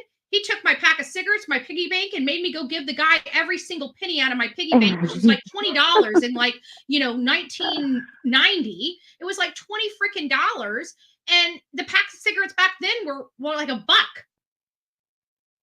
And the cashier got the cigarettes to boot. I paid for the cigarettes, gave him the cigarettes, and bought him a whole week's and a whole month's worth of cigarettes to smoke at 11 years old. I mean, that's parenting.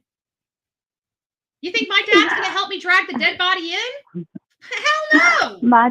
My dad would be like, I'm not giving you money on your books, and don't write or call me. I'll get you an attorney. Good luck. I mean, that's the extent of my parents. Like, I'll give you, trust me, I've been around the block a time. My parents didn't let me get away with crap. It was a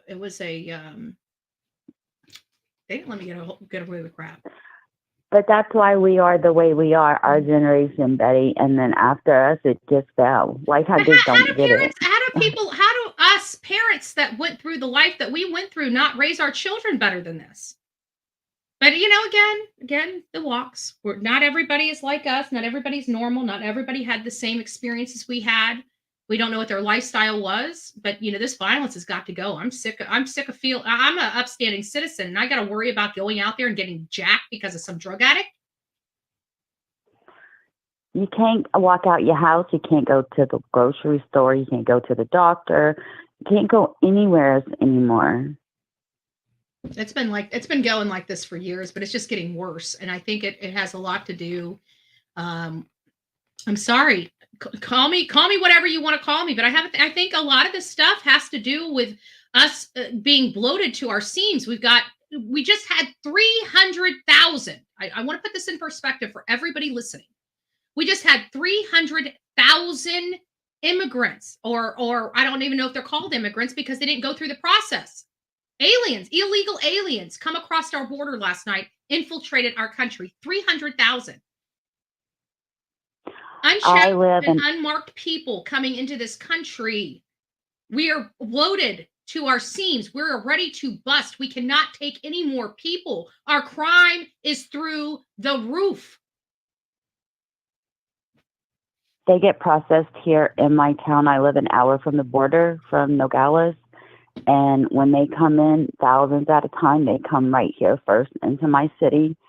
And all the drugs that come in through the border come right here first into my city. And they all get processed here, all those illegal immigrants. And then they send them off into the United States. They don't send them back to Mexico. And everybody sits there and says, Betty, you're being so mean because these people just want a better life. You're right, but it's strapping the people that are here so much so. People can't make ends meet. Our jobs are being stolen from us. We can't put food on our own tables because we're taking care of 300,000 additional mouths every month that we, the American people, are paying our taxpayer money, not only to house them here, to feed them and to give them money and give them whatever they need. Yep. Meanwhile, we're struggling to make our ends meet, and now we're out of jobs because we have 300,000 people that are taking our jobs. How do you think we are here? They're taking all the jobs here. Like, we have so many people fighting for jobs at McDonald's.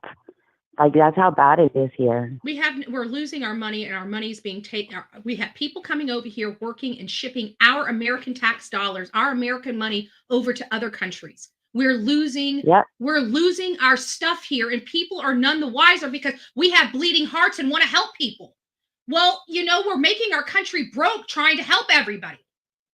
At what point are we going to start putting law and order first and putting everybody else second? When are we going to start taking care of us first? I'd just like to know. Well, we know that. However, I don't want to talk about that, but we know. Yeah. We know. Another political soapbox that I'm on right now because we've got a freaking dead baby in the morgue. And I don't care the lifestyle that their parents lived. I'm just angry. I'm angry and I want to blame something. That's where I'm at right now. That's all. That's the honesty of it. You want to know the truth about it? I'm angry and I want to blame something. We'll blame Ramon and Christopher. It's just angry. I don't know. It's sad, but yeah, that's what I think it is. I don't think it was just a drug deal or whatever. Do it. I mean, we've been watching this stuff go on. I feel for you guys. And I can't imagine how scary it's got to be, too. We're watching all this crime go on. And the reason why I'm bringing it up, not that it has anything to do with this particular case, but how many more cases are we going to cover because of it? It's not going to slow down. It's not. It's just going to get more and more and more the way the world is going, and it's so sad. It's scary. Screw sad. I mean, we can be sad another day. I'm scared. Sad, scary. Yeah, that's all. Yeah. Yeah. But anyways, you had me up at 4:00 in the morning. I don't know how I made you do it. I appreciate you being here. God bless you for that. All right, I'll be in the chat. All right, I'll talk to you later. Bye. Sorry, I get on these soapbox because I got so many things, and it's like I'm just angry. I don't know what to say other than I'm just angry. I knew it wasn't a woman. I got to be honest with you. I didn't because that's one sexy dude. Okay. I don't know if you saw her. Yes, I'm going to be disrespectful to this person, and people are just going to have to deal with it. If people don't like it, they can call me whatever. At this point, I really don't care. I haven't called every name in the book anyways, right? I'm going to be mean to this guy. And if anybody has a problem with it, oh, well. How about that? Dude looks like, oh, shoot. Let me take that off. Dude looks like a lady, right? Dude looks like a lady. The phones are off just for a second, guys. Just for a second. I don't know about you. But this is, you can't even see it. That's a pretty good looking dude. Okay. It's, I don't know. She looks a little like a bookworm, She looks a little like a bookworm with the glasses and stuff. Doesn't look like the assassin that she has obviously become, right? That she has obviously become. Let me go over here. I know we got some better photos of her. I am going to do it. I'm going to do this all day long. You damn right I am. I'm sorry. I'm going to do it all day long. I surely am. Because she is a good looking dude. Put it up. She doesn't take after her daddy. She doesn't take after her daddy at all. You know, she has a little bit of her daddy's nose, but I gotta think that she favors her mother more so than her father. If anybody wants to know why I'm calling Chris a she, it's to be disrespectful. Okay, not homophobic, not transphobic, none of that. It's to be absolutely, utterly disrespectful to Chris and Chris alone. Okay, he doesn't deserve. We taking the hair, baby. He's getting. Remember Alec Murdaugh? Remember him? He had his nice little salt and pepper. Well, I don't even know what it's strawberry and pepper hair. He looks Hawaiian. He does look Hawaiian, almost Samoan. Looks like sumo wrestler. No, I'm just joking. I'm just joking. Even old dad doesn't look like sumo wrestler. I told you though, didn't I tell you? I saw compression socks. Oh, Daddy-O was wearing compression socks. Bad circulation there, Pops. Life of crime doesn't pay. Causes circulation issues, obviously. We need to play Whack a Troll. Oh, do we have trolls in here? Let the trolls be. Let the trolls be. You know, they're going to hate me regardless, and I really don't care because we might as well trigger them while they're here, right? Really enrage them. That would be good. Back, I got a call coming in. Hold on. Where is my call? Okay, hold on. Hold on, I got to share. There we go. Now I can answer. This is Betty. Hey, Betty. Hello. Who's this? Where are you calling from? This is Pinkie Pie. Oh, Pinkie Pie. How are you doing? I'm doing good. I'm calling from down in Am I offending you neck of the woods? Am I offending you by calling Chris a she? No. No, he's got a really young face. But he just has some, he's got a lot of pretty features. I think if he cut his hair, seriously, he'd be a pretty good looking, dude. Oh, I was thinking you were going to say if he cut his hair, he'd be even a prettier girl. No, he does have a lot of feminine type features about him, He ain't gonna do well in jail. I'm just saying. Do you remember? Hey, you're my age, so do you remember back in the day? What was his name? He was with the Mr. T. Yeah. He said, "Boy, you look pretty good in them there jeans." Remember that? Yes. Anyways, I just can't shake it that something more is going on. Really, the cops said that it's a drug deal gone bad, but technically, we're at the beginning of the cops gathering information about this. Yeah. And so really the cops only know what they told them. It's only been yes and no. I think that the cops probably have the text messages back and forth. I think they have, even other messages. You know how like when something's happening and you're not even talking to them, but you're talking to your girlfriend, you're like BFF, and it's like, hey, we got to go meet this guy and pick something up, and we'll be back, or this guy. So you have even other text messages that aren't associated with them talking about it, though. I'm sure they've got all. When you look at the picture, the whole, okay, we really don't know a lot about this guy, but, I'm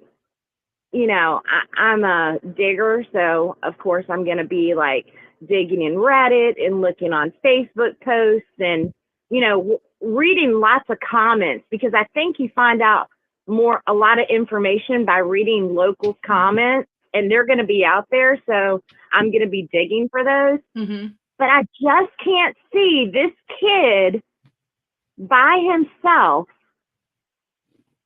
shooting them execution style in the head alone. Yeah, it doesn't. It just, But you something know does what? We not said sit that about right with Brian me. Koberger too. We said there's no way one person could execute 4 people. There's always a possibility.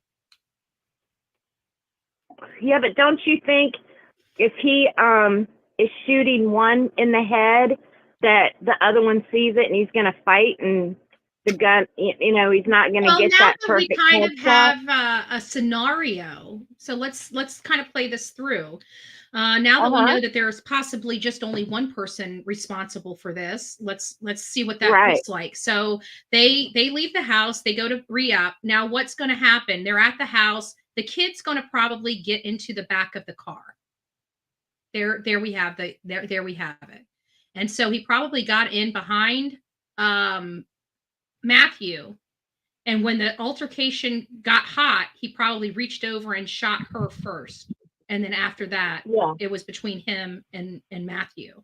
And that's probably why Matthew had the worst injuries, because that all happened and he probably freaked, that I can't even imagine what that was like for anybody there. I can't even fathom it.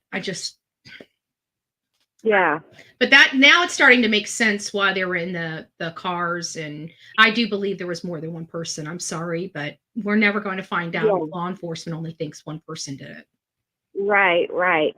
And that dad, I was listening to what you were saying about, the kid's probably similar to his dad, and something about his upbringing maybe contributed to this. Yeah. But I mean, when you think about it, like, okay, there's lots of people that would do anything for their children, but my God, I mean, I love my son dearly. Yeah. Yeah, I love my son and my daughter dearly, but no way would I go and help them hide a body. Mhm. There's no way. There's just I no way. I don't know if And I could look at my child knowing that they're capable of that. I don't know. I've never been put in that position, obviously. None of us really have, unless somebody has. I don't know everybody's story in my chat. We have almost 400 people in here. But I don't know. Like, for me, if my child was capable of that, I think my heart would hurt. I don't see myself helping my child. I would see myself wondering where I yeah, went wrong. yeah. And our mindset might be different than theirs. I mean, you just don't know, like, the whole how their family is, and some people just have that mentality that it doesn't matter what their kids do, they'll just go to the end of the earth for them. Mm-hmm. But I just can't fathom myself doing this. It blows my mind.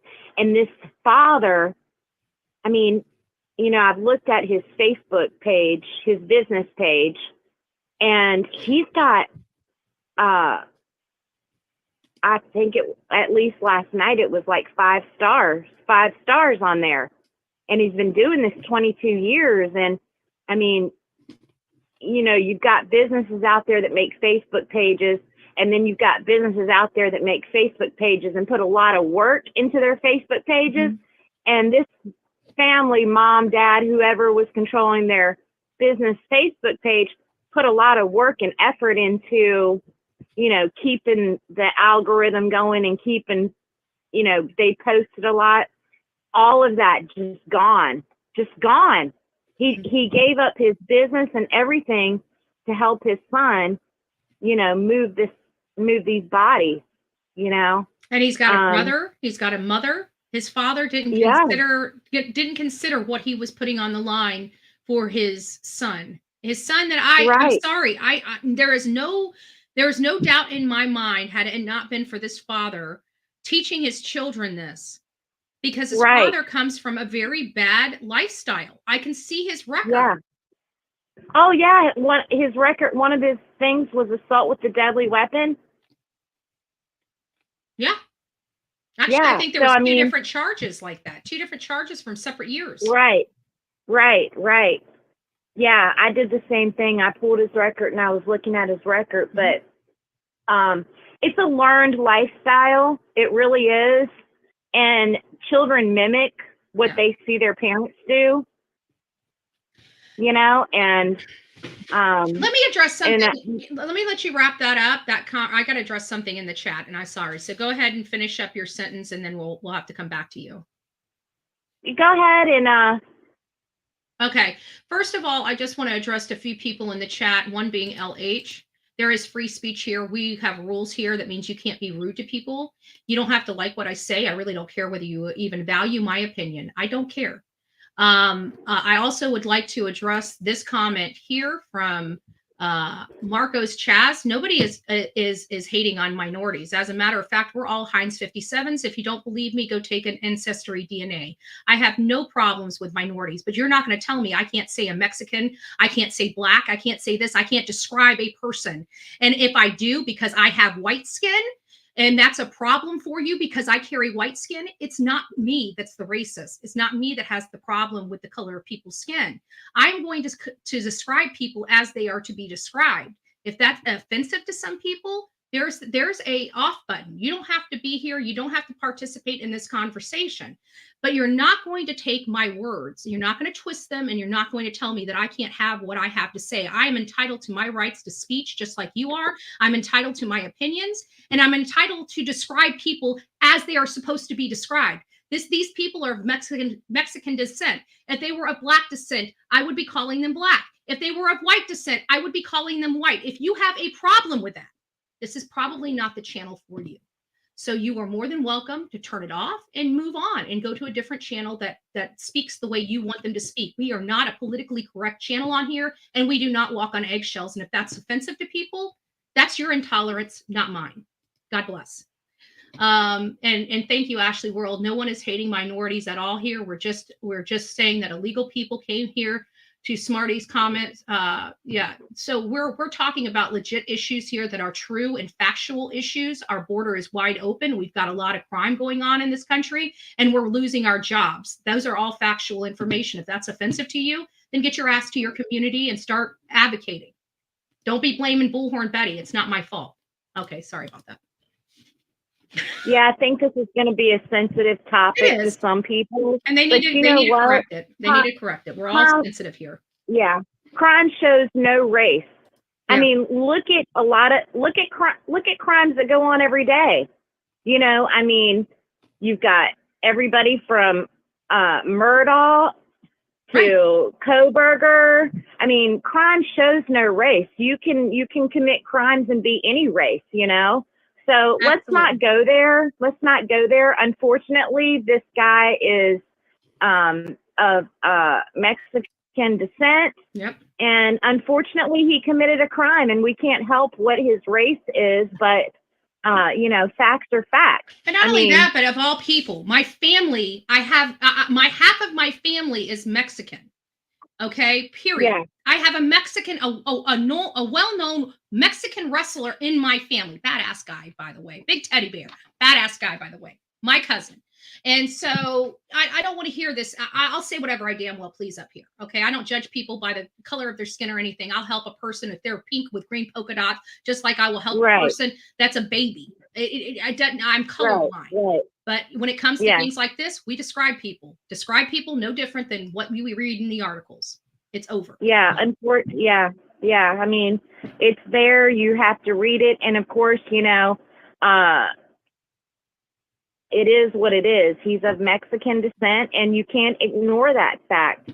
And he committed a crime. I'm in the same boat. I'm not Mexican, but I'm Native. I have Native American.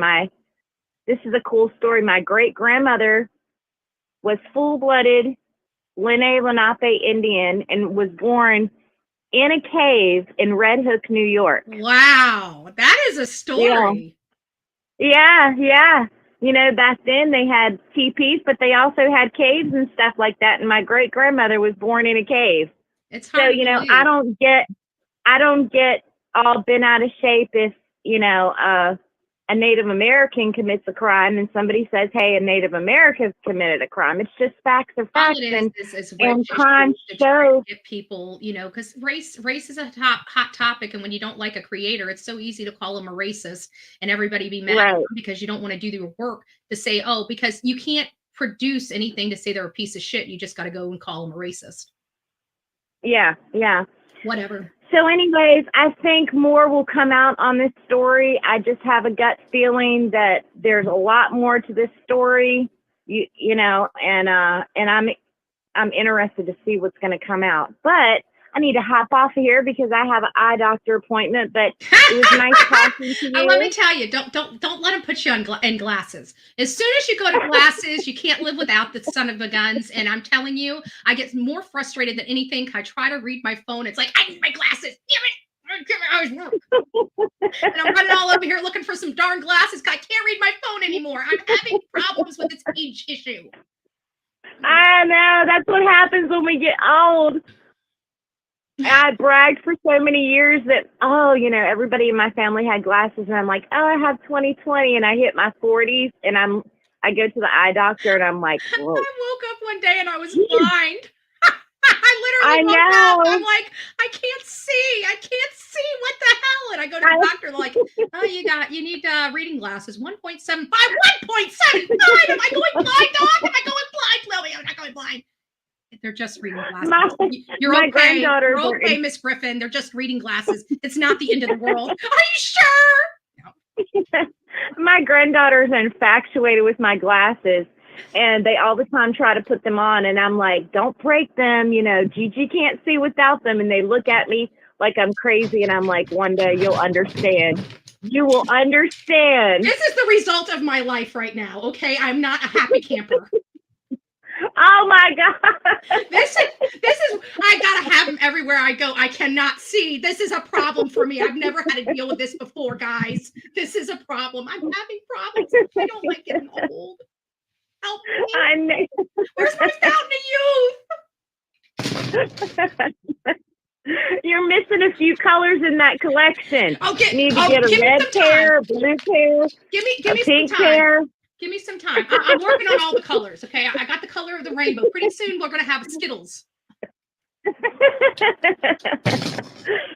All right, I need to hop off of here. Everybody in chat, have a wonderful day. You too. I'm God excited bless. to And thank see you for what being a comes of sport. this. Thank you for being a sport. I had to yell at some people, but thank you for being a sport.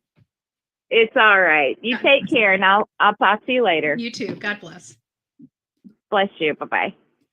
All right, Karen. Sorry, I saw you calling in. Go ahead. If you want to call back in, you can call back in now. Yeah, so we just don't deal with a whole bunch of stuff. We're going to talk how we're going to talk over here. Good morning, love. Good morning. You have to bear with me.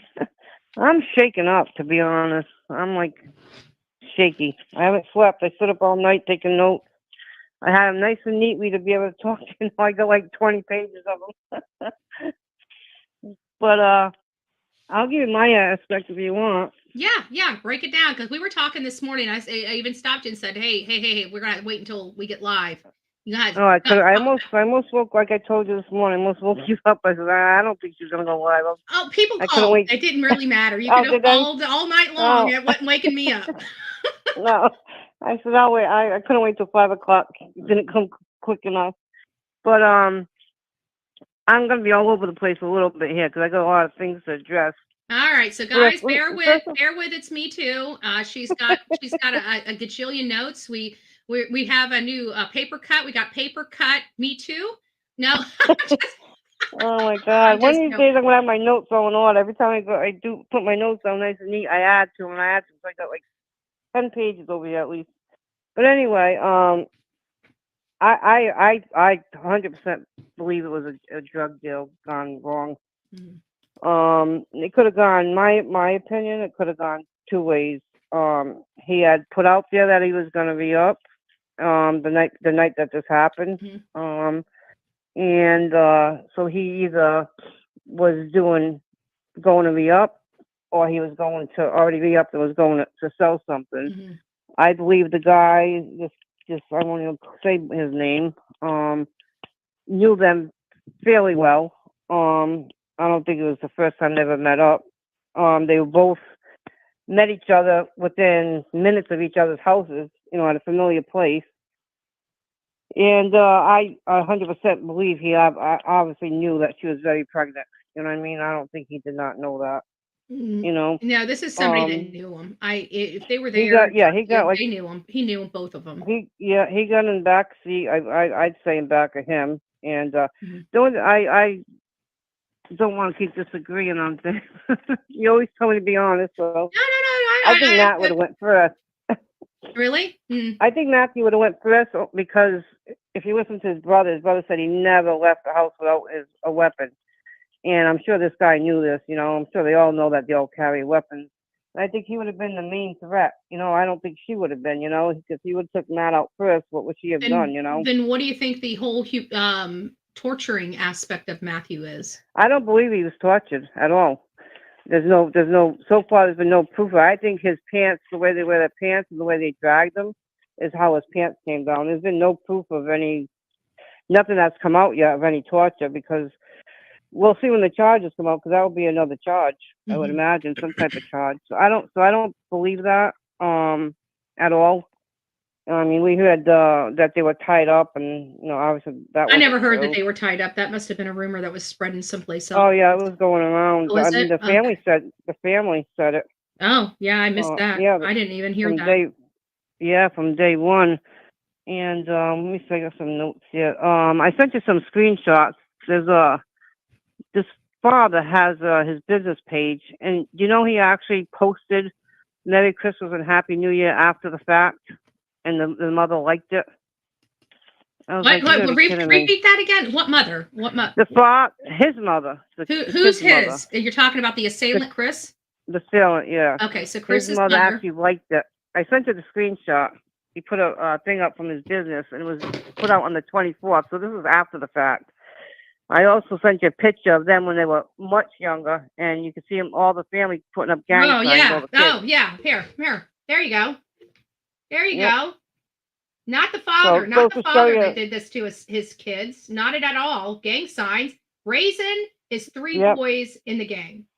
And look how young they were. That's an older picture. Not the father's problem at all, right? No. Betty's just being racist for Mexicans. Right. And if the police don't address this bloody third party, I think I'm going to borrow your bullhorn and go out there and protest because, I mean, there's no doubt there's a third person there. You listen to all the I guarantee it was a brother. I don't think it was mommy at all. I'm starting to think now that we know that there's three brothers that a brother was in the car with. Yeah, there's brothers. So I'm thinking because the brother's the same thing. So and I have to say I have to be I was upset with the media. You know, they talk about social media and blah blah blah, and yet they have the chance to say whatever they want to say, and it's like, oh, did you do it? They even asked if the police if she was dilated. I'm like, are you kidding me? I'm like, what the hell is that about? Well, I think they were trying to make it a point because what it's going to say is that this child is ready to be born. I think it's all going to dovetail back to them whether they're going to charge for this third death or not, and they should. They should. Right. I will be, my stomach will be sick. I will literally be sick to my stomach if the state of Texas does not classify this unborn baby as a human being. I will be sick to my freaking stomach. Oh, they have to. They have to. I mean, I would be shocked if they did it, and the heat would be all over them. You know. I'm sick. I'm sick to my stomach. I can tell you that the family I know. The one thing I love about the Mexican traditions is they're so family oriented. They are literally. I don't know if people understand this. They are all like we have our traditions and stuff like that, but it's just something different. It's such a unity with the. With Mexicans, it really is. My cousins, they have huge families, huge gatherings. They explain they love curvy women. They love lots of babies. Their traditions are just family-oriented traditions. And to hear somebody take out a pregnant mother is just I don't understand it. Yep. I just don't. It's just so I mean, they said that this kid could have actually, walked back to his house. That's how close it was. And I did tell you, I never believed that the truck driver was involved. I was after the fact because I found it odd. I mean, you're gonna go plan something and do something like that, and you're gonna dress the way he did. You know, usually they're all in black, and you could. My way I looked at it when I was watching it go down, it was like it was just happened quickly. I always thought it was planned, but now I don't know. I'm not 100% sure just by the frantic that this kid was, because you see him jump out of the car and look over his shoulder to the back. And if you look, it almost looks like whoever got that truck was pissed off, because it looks like that door kind of got swung a little bit in the beginning there for a few seconds. Like, what the hell did you do? There's just so much to this case, and of course he's going to downplay it. I mean, he confessed, and well, you know what? It just he's pisses saying me that off. something went bad. The father you know? comes out and says fake news. Cut it out. Yeah, exactly. Then he mumbled some other stuff after. I couldn't understand all of it, but one of the reporters, he did say some words back to him. Like, you don't know what you're talking about, something to that effect. But I mean, hats off to the police department. I mean, we don't see this very often. You know what I'm saying? But it's just gangs are bad, and it doesn't tragic. matter. There's and I just want to put this out there so this whole racist crap can go. There's white gangs, black gangs. There's all types of gangs out there. It doesn't matter. This is a gang. This is gang related. This just happens to be of the Mexican descent. Period. If this is in Texas, this is where you would expect. There's a lot of Mexican families that live in Texas. There's a lot of gangs that live in Texas of all makes, colors, and models. Believe me, this is not one way or another. This just happens to be the situation for this. And we just happen to find out that the father of this boy that did this is a bad dude and Right. doesn't mind teaching his sons about the gang lifestyle. I have a problem with that. Right. But I mean, innocent children. This boy was innocent. This 19-year-old boy was innocent and born to the wrong family. This would not have happened with this Chris kid had he been born to a different family. No, exactly.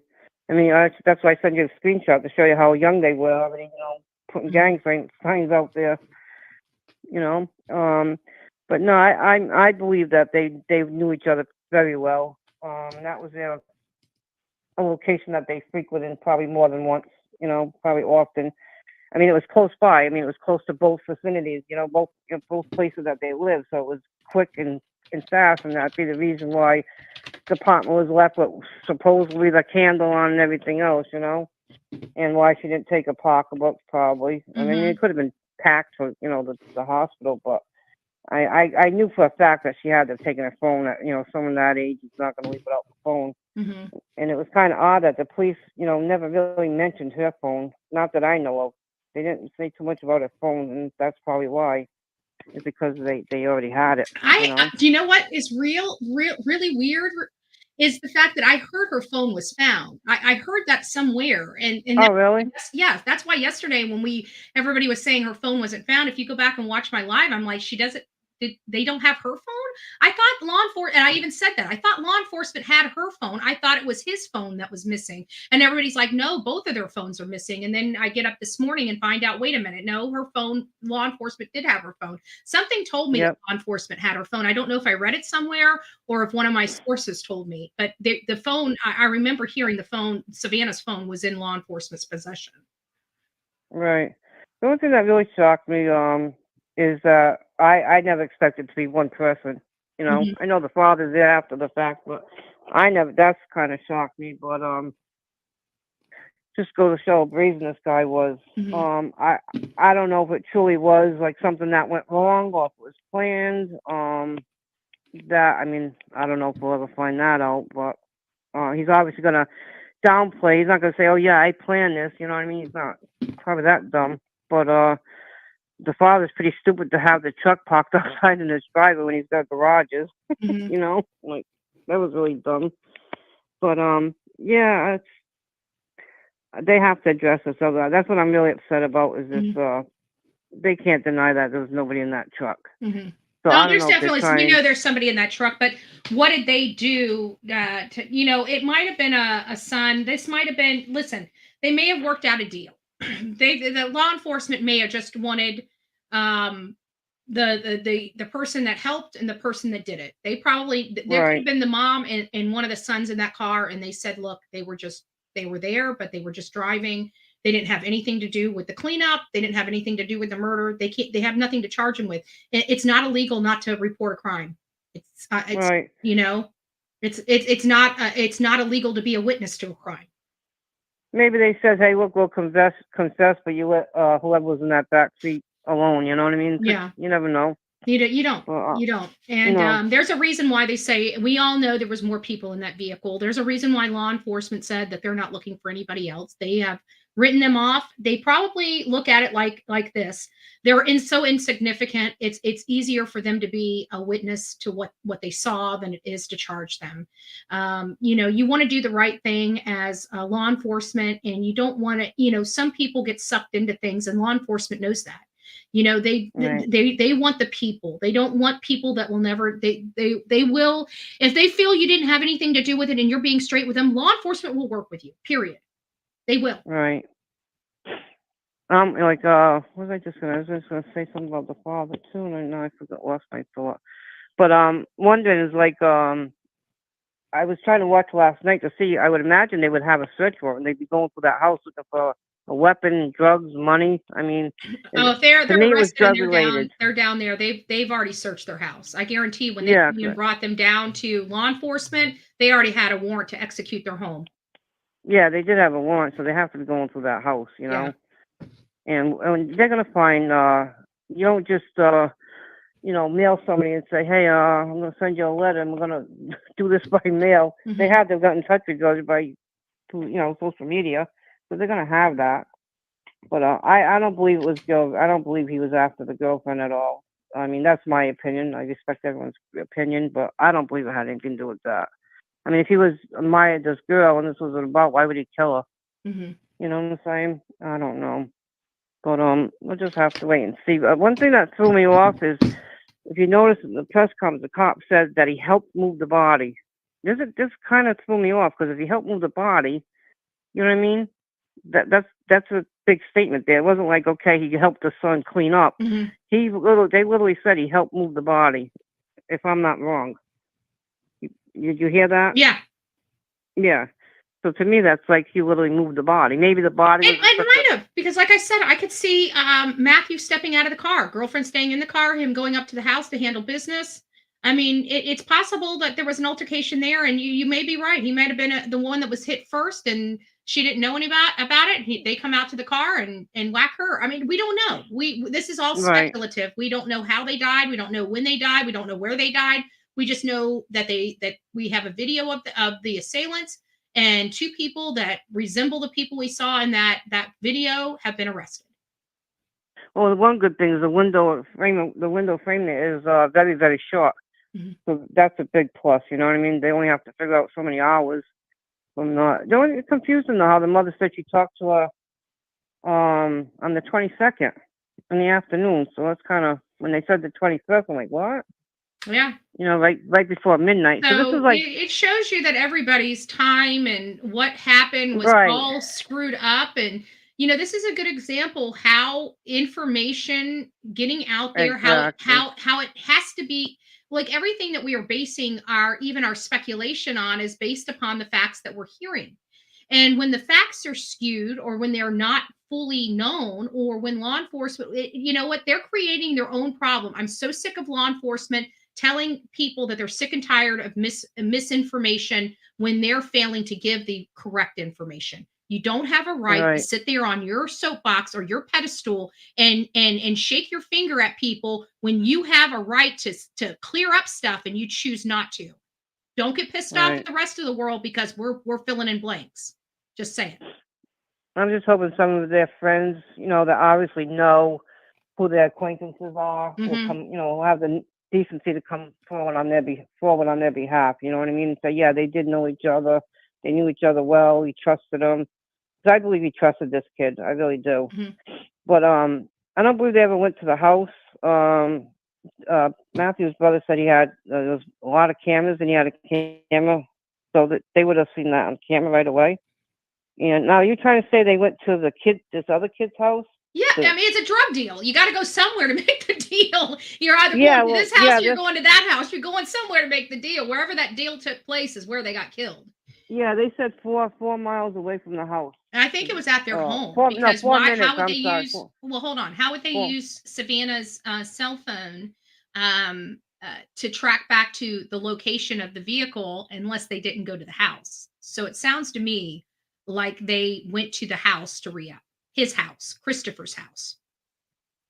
Yeah, that's a little confusing. At first I thought they used Savannah's phone. Okay, let me read this. Let me read this exactly the way it states, and then I'll ask you about that. So it says right here. Let me go back here to. It says right here, San Antonio police said they collected a cell phone as a critical piece of evidence when they discovered Soto and Guerrera's bodies. The information on the phone led detectives to the suspect vehicle seen in the surveillance video. So the phone was at the location where they found the bodies. The information on that phone led to the suspect vehicle. So the information on her phone, one of two things happened. They either had a text between, because if Guerrera was just recently arrested, maybe he didn't have a phone. Maybe his phone's at the sheriff's office already from another case. I don't know. But apparently they must have been used. He put that post out that day that it was reopened the next day. What phone did he use? I don't know. Could have been hers, maybe. I don't know. But that's my point I'm making, because they didn't find his phone. On his. But they said they said he has a phone. They said that the family. It's on his it was on his TikTok that he put that out there. I know where they. Yeah, I get that. Okay. But I'm still trying to figure out the whole phone thing because they still haven't found his phone. But her phone was inside the car apparently. So her phone was found with them, and whatever was on her phone led them to the suspects. So see, what I'm thinking. Go ahead. I'm sorry. I didn't mean to interrupt you. So it was either it's either the pings that from the phone to the residence, or it's text messages between Savanah and Chris that link them. It's one of the two, in my opinion. If the phone is what led to the suspects. Well, they didn't find his phone, so what I was thinking is they used her phone. Wait a minute. How am I going? No, he took Matthew's phone home, and I think Matthew's phone might have pinged at that address. Does that make sense? So far, nobody, out of all these reports I'm reading, everybody keeps saying Matthew's phone, but so far I haven't read any reports that Matthew's phone was ever found. Only that Savannah's phone is the one that led to the suspects. Right. No, that's true too. I don't know. I just don't see them. This was late at night. I mean, if you done anything at that house, they would have got killed at that day. And the police already said that this was at a different location. Mm-hmm. They went unalived at that house. Mm-hmm. So I just thought they used Savannah's phone somehow to get to all the messages, and seeing that when they pinged Matthew's phone might be at that kid's house, and that's how they got the location of the house.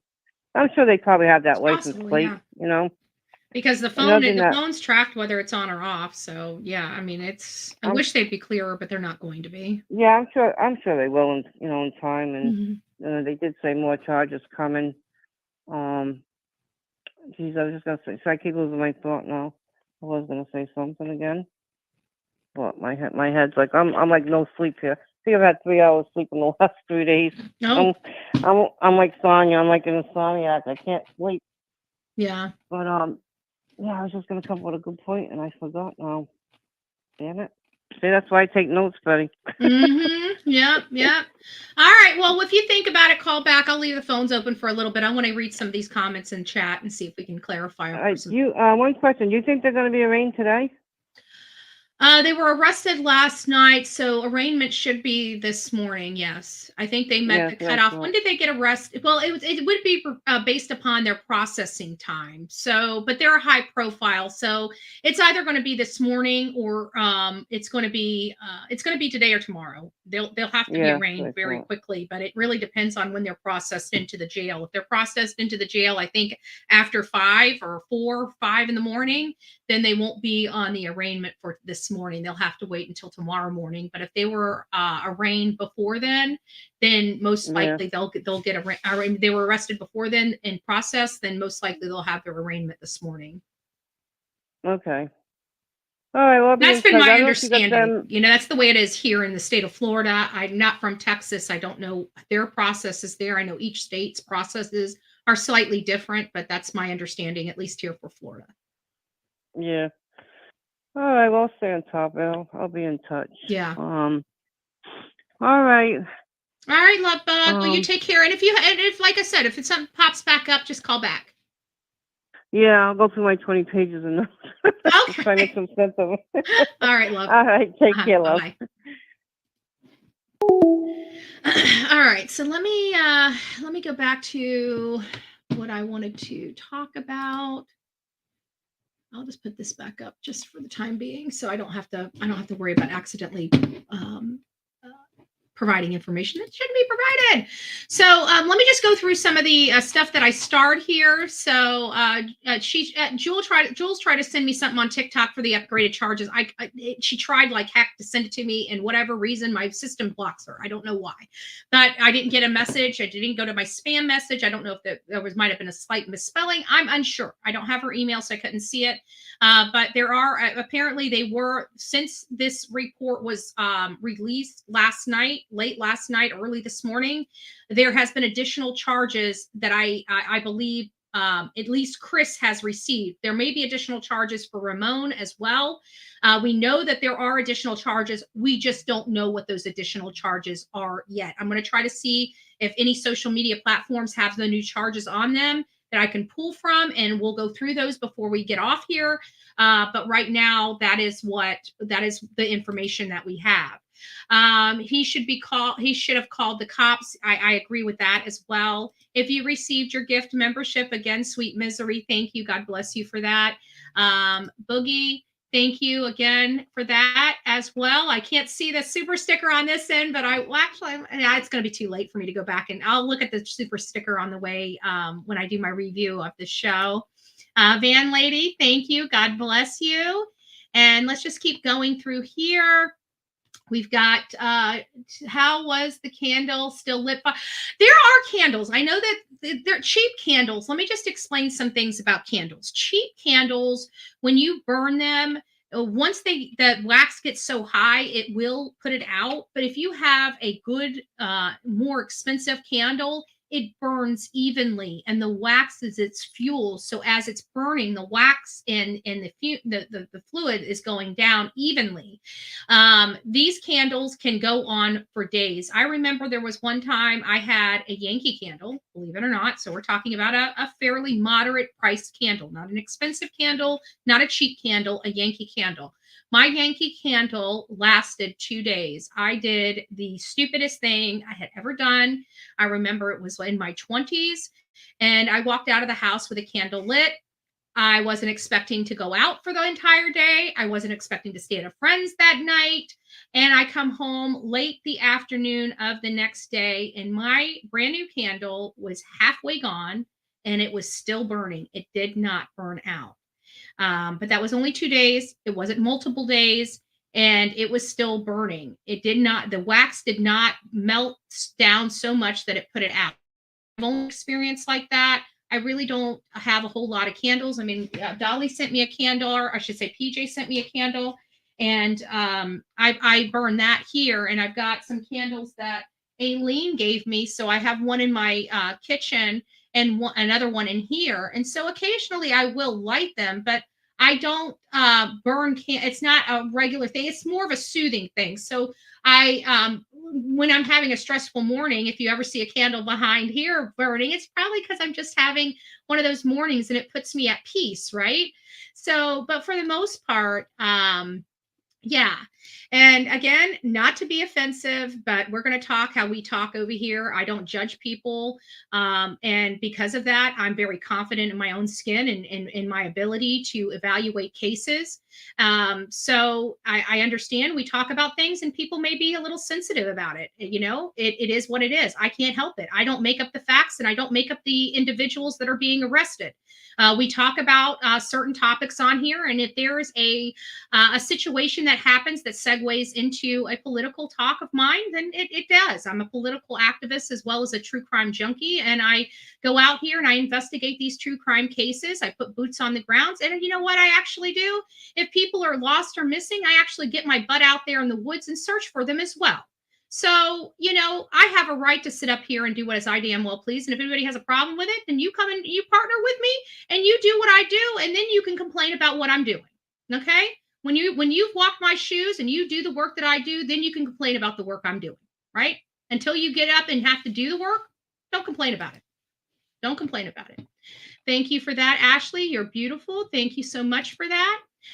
A guy here where I live was arrested and had 54 pounds of Mary Jane. He bonded out and laughed for days because they didn't remove all the Mary Jane from his vehicle.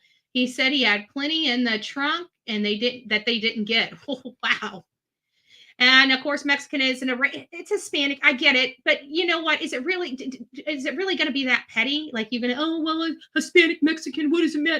Nobody cares. Okay. I doubt that they care because you know what? I've talked to people and they said I'm Hispanic. I've talked to people and they say I'm Mexican. So, and I have family. And to be honest with you, I don't recall my family ever saying Mexican, to be honest with you, or Hispanic, to be honest with you, I don't recall. You really want me to be honest with you, right? I don't recall. I can tell you I love my family. It doesn't matter to me where they are. They're my family, right? My cousin is my cousin, right? It doesn't really matter what her ethnicity is. She's at the end of the day, she's my cousin. I love her. She's a beautiful piece of our family. Her children are a beautiful piece of her family. Her brother with his freaking 10 kids are a beautiful piece of our family, right?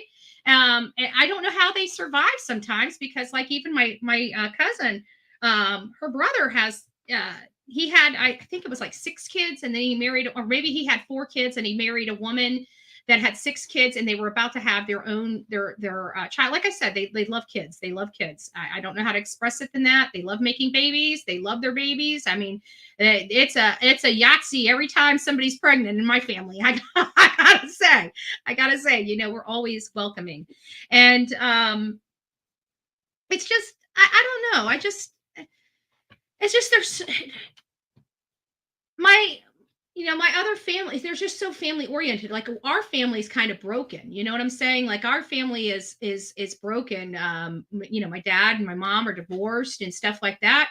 Their family is all connected. They're like, even my cousin, her husband, George, like they've known each other since they were 15 years old. They knew each other when they were babies. Like I got a picture of George and well, I don't want to say my cousin's name, but I got a picture of her husband and her in a tub when they were 2 years. They've known each other their whole entire life. Like it was really weird because they were almost destined to be together.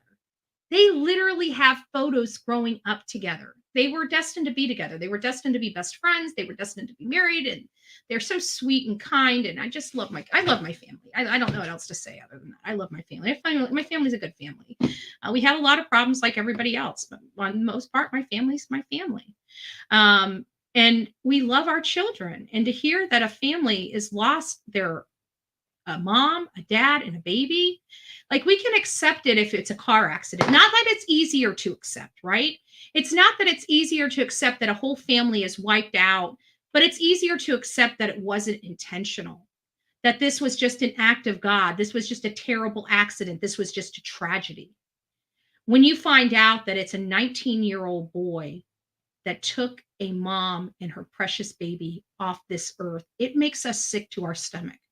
I don't think anybody really cares what his ethnicity is at this point. I really don't care. Like I said, I'm going to have to pray a lot when I get off this show, because for the first time in my life, I can honestly say I don't care what happens to these people. And that right there tells me I need a lot of work.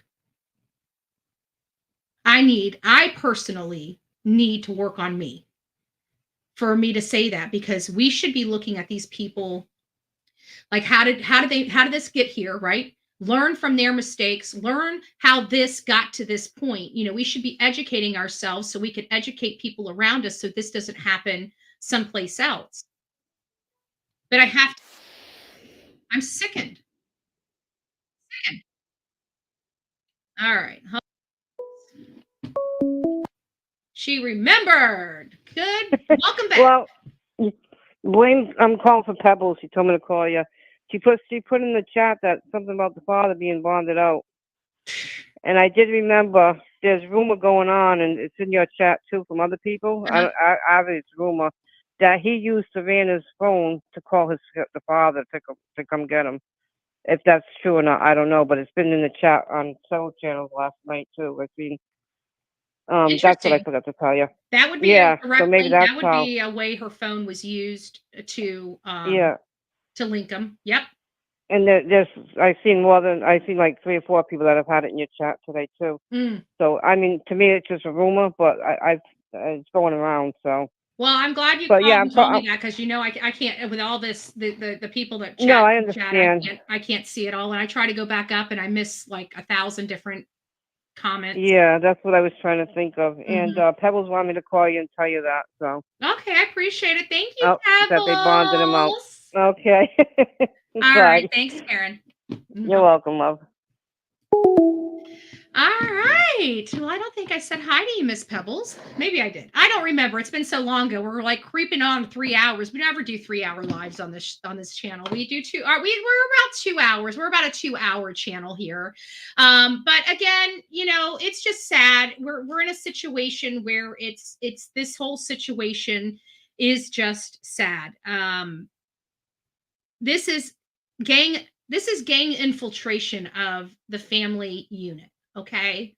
This is where a father was affiliated, got his sons affiliated. Now, 19 years later, we got father and son going to prison. Daddy's going to have some problems. How dare him jeopardize his lifestyle and his family to help his son, his criminal son. But you know what? That's what they do, right? That's the gang member lifestyle and mentality. So us to try to think that these people are going to be reasonable and act reasonable, no, they're not, because they live by different rules than the rest of us live by. And we have to acknowledge that they live by different rules than the rest of us live by, right? So we're just going to say that we pray swift justice comes. We're going to say that we pray that the assailants get exactly what they deserve. I'm going to say that I am disgusted with myself by not caring what happens to another living human being, like I do about this father and son, predominantly the son. And it upsets me. And I know that it upsets you guys as well. So when we have to see something, because we are good people, we need to look inside ourselves and do better, right? We need to look inside ourselves and do better. And for me, I need to look inside myself and do better because I'm angry and I'm raging. And when I'm angry and I'm raging, I really don't care. And that's where I'm at right now. And I know that's the wrong place for me to be. It's the wrong place for me to be mentally, emotionally. My heart is feeling dark, right? We all feel dark and icky and gooky. So we all have to reach into a place in each of us. And we got to try to find the good. And we got to try to find, I know, there is no good that can come of this situation. I disagree. I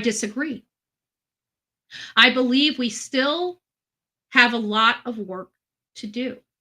There's a lot of good that can come of this. I always look at the silver lining. What can we do to make sure this doesn't happen again? We advocate, we educate, we inspire. We keep people out there. We get people in the streets making changes. We get programs and community outreach. We get recovered gang members to lead the charge to help get these people off the street.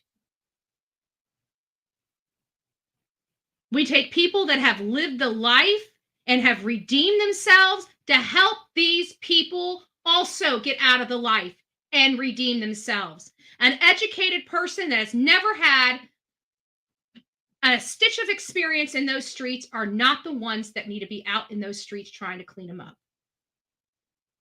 It needs to be the people that have been there and have the track record to prove that they know what they're doing and know how to clean this up. Gangs are never going to go away because it's just too easy. Why is it just too easy? Because we have a lot of cowards out there in this world, and I'm going to call them cowards. Because I consider a coward that can't do anything without his posse. Because it takes a stronger person to stand on that hill alone and look at the warriors coming at him than it does to pack 100 people behind them and get ready for war. To me, anybody that needs a posse, you're a coward. When you can't stand on your own and speak on your own without permission from somebody else, you are a coward. I have no respect for gang members. I have no respect for that. None. We've all done stupid shit in our life. I get it. Trust me, no different. Real piece of garbage right here. Real piece of garbage right here. But at some point in our lives, we make a change.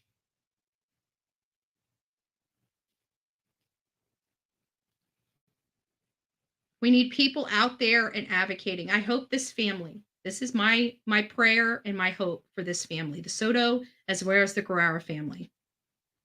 Take this pain, embrace this pain, and do something positive with it.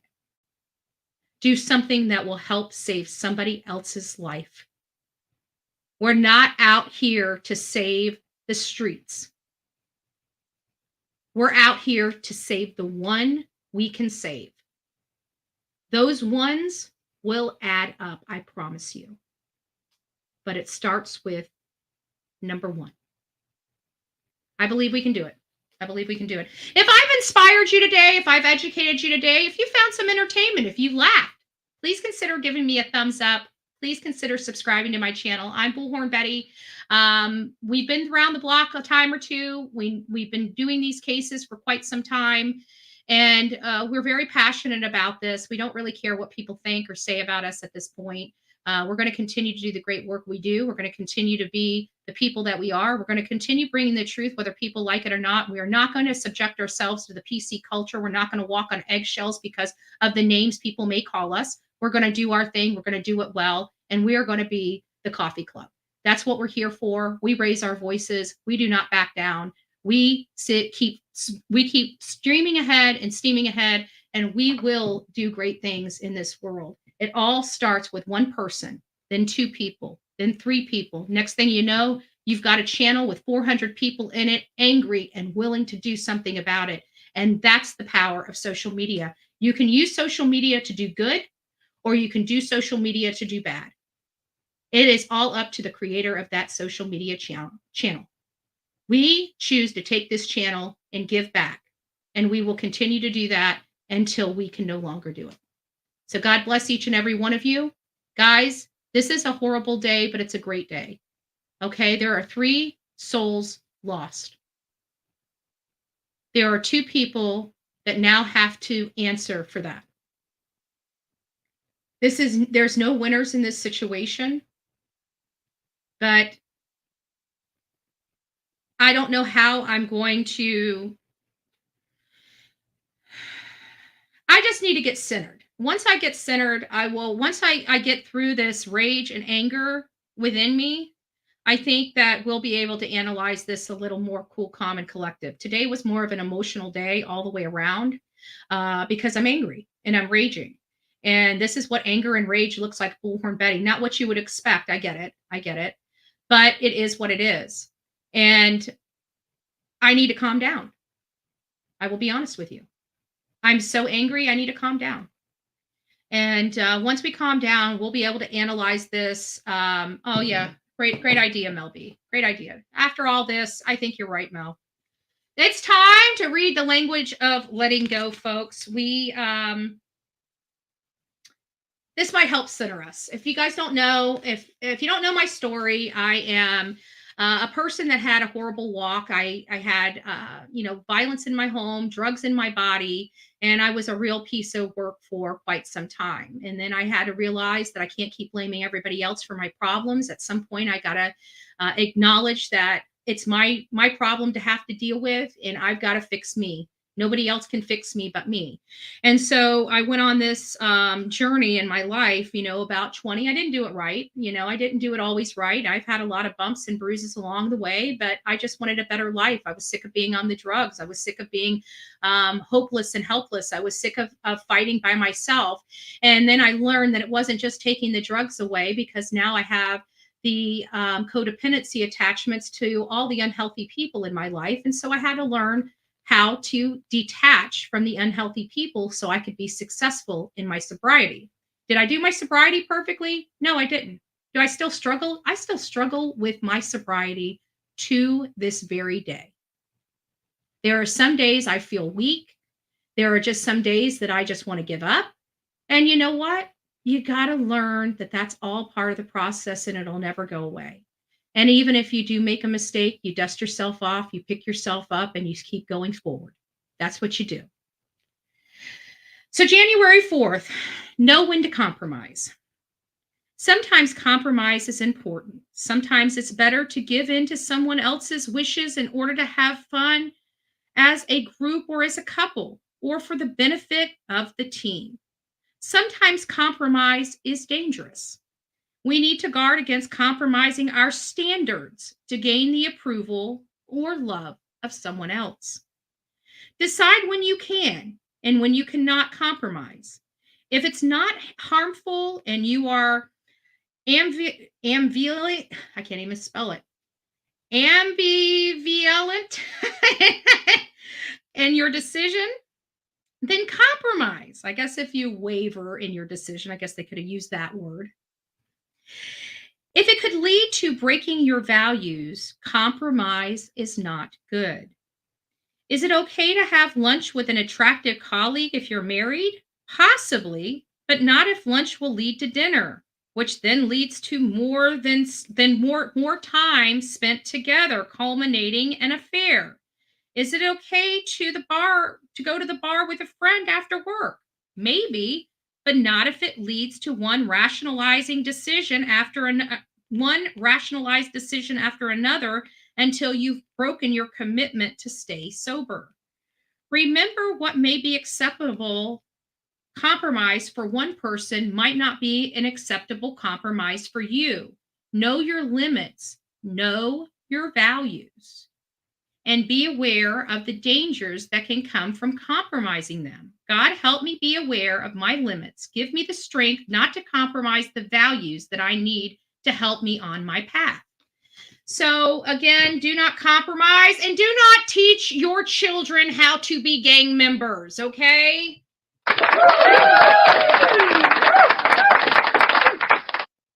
Gang members are a beast of themselves. They live by the streets. They die by the streets. There's a whole different rule of the streets, not one that we understand or even can wrap our heads around. Okay, when you're willing to spend the rest of your life in jail because somebody stole a vape from you, I'm going to call you an idiot. I'm going to disrespect you as a gang member and call you a dumbass.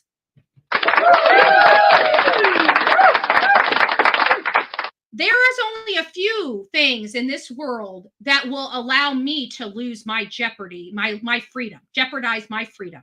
And that is my family, people that I love, and somebody harming my family or injuring my family. I would become a wildebeest in a heartbeat. And if that puts me in jail, so be it. I earned it. I will go. And I will go willingly and will not fight it. But that is the only way you're going to take my freedom away from me, is because of my family. You do something to my family, there's something coming for you. Okay. And I'm not talking about being disrespectful to them. I'm not talking about that BS gang crap. I'm talking about you hurt my family. Believe me, I will be your worst nightmare. But other than that, short of that, You know, there's been people that have stole from me. There's been people that have stole hundreds of dollars from me. There's been people that have stolen thousands of dollars from me. I didn't take a gun and blow their head off, okay? That's stuff for the birds, okay? That is not worth spending the rest of my life in jail for. And I'm damn sure not going to jeopardize me having the death penalty over some stupid vapes or some stupid drugs. That can be for the stupid idiots in these gangs.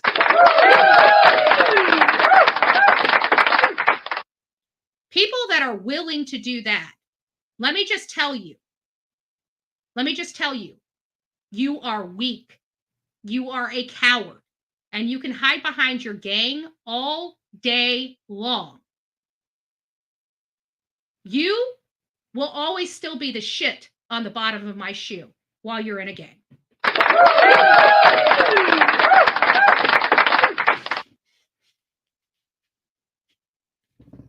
All right, guys, there's my 2 cents. Don't spend it all in one spot. Don't forget to be fearless. If you see something, say something. An ounce of prevention is worth a pound of cure. And until next time, please be kind to one another. And always remember, what you hear on this show, you need to research yourself, okay? We try to provide you as much factual information as possible. However, this is deemed reliable, but you are to do your own research. And I'm sorry that creators have to tell you that, but it's up to you to do your own research. And for anybody, including mainstream media, you need to take all their crap with a grain of salt, do your own research, and quit spreading around misinformation. If it's your opinion, say it's your opinion. God bless you. Until next time, rock it out with your coffee beans out.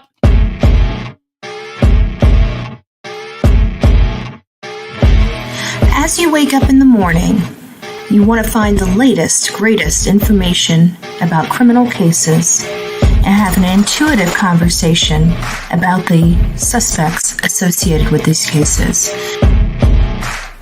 Head over to the Bullhorn Betty channel on YouTube.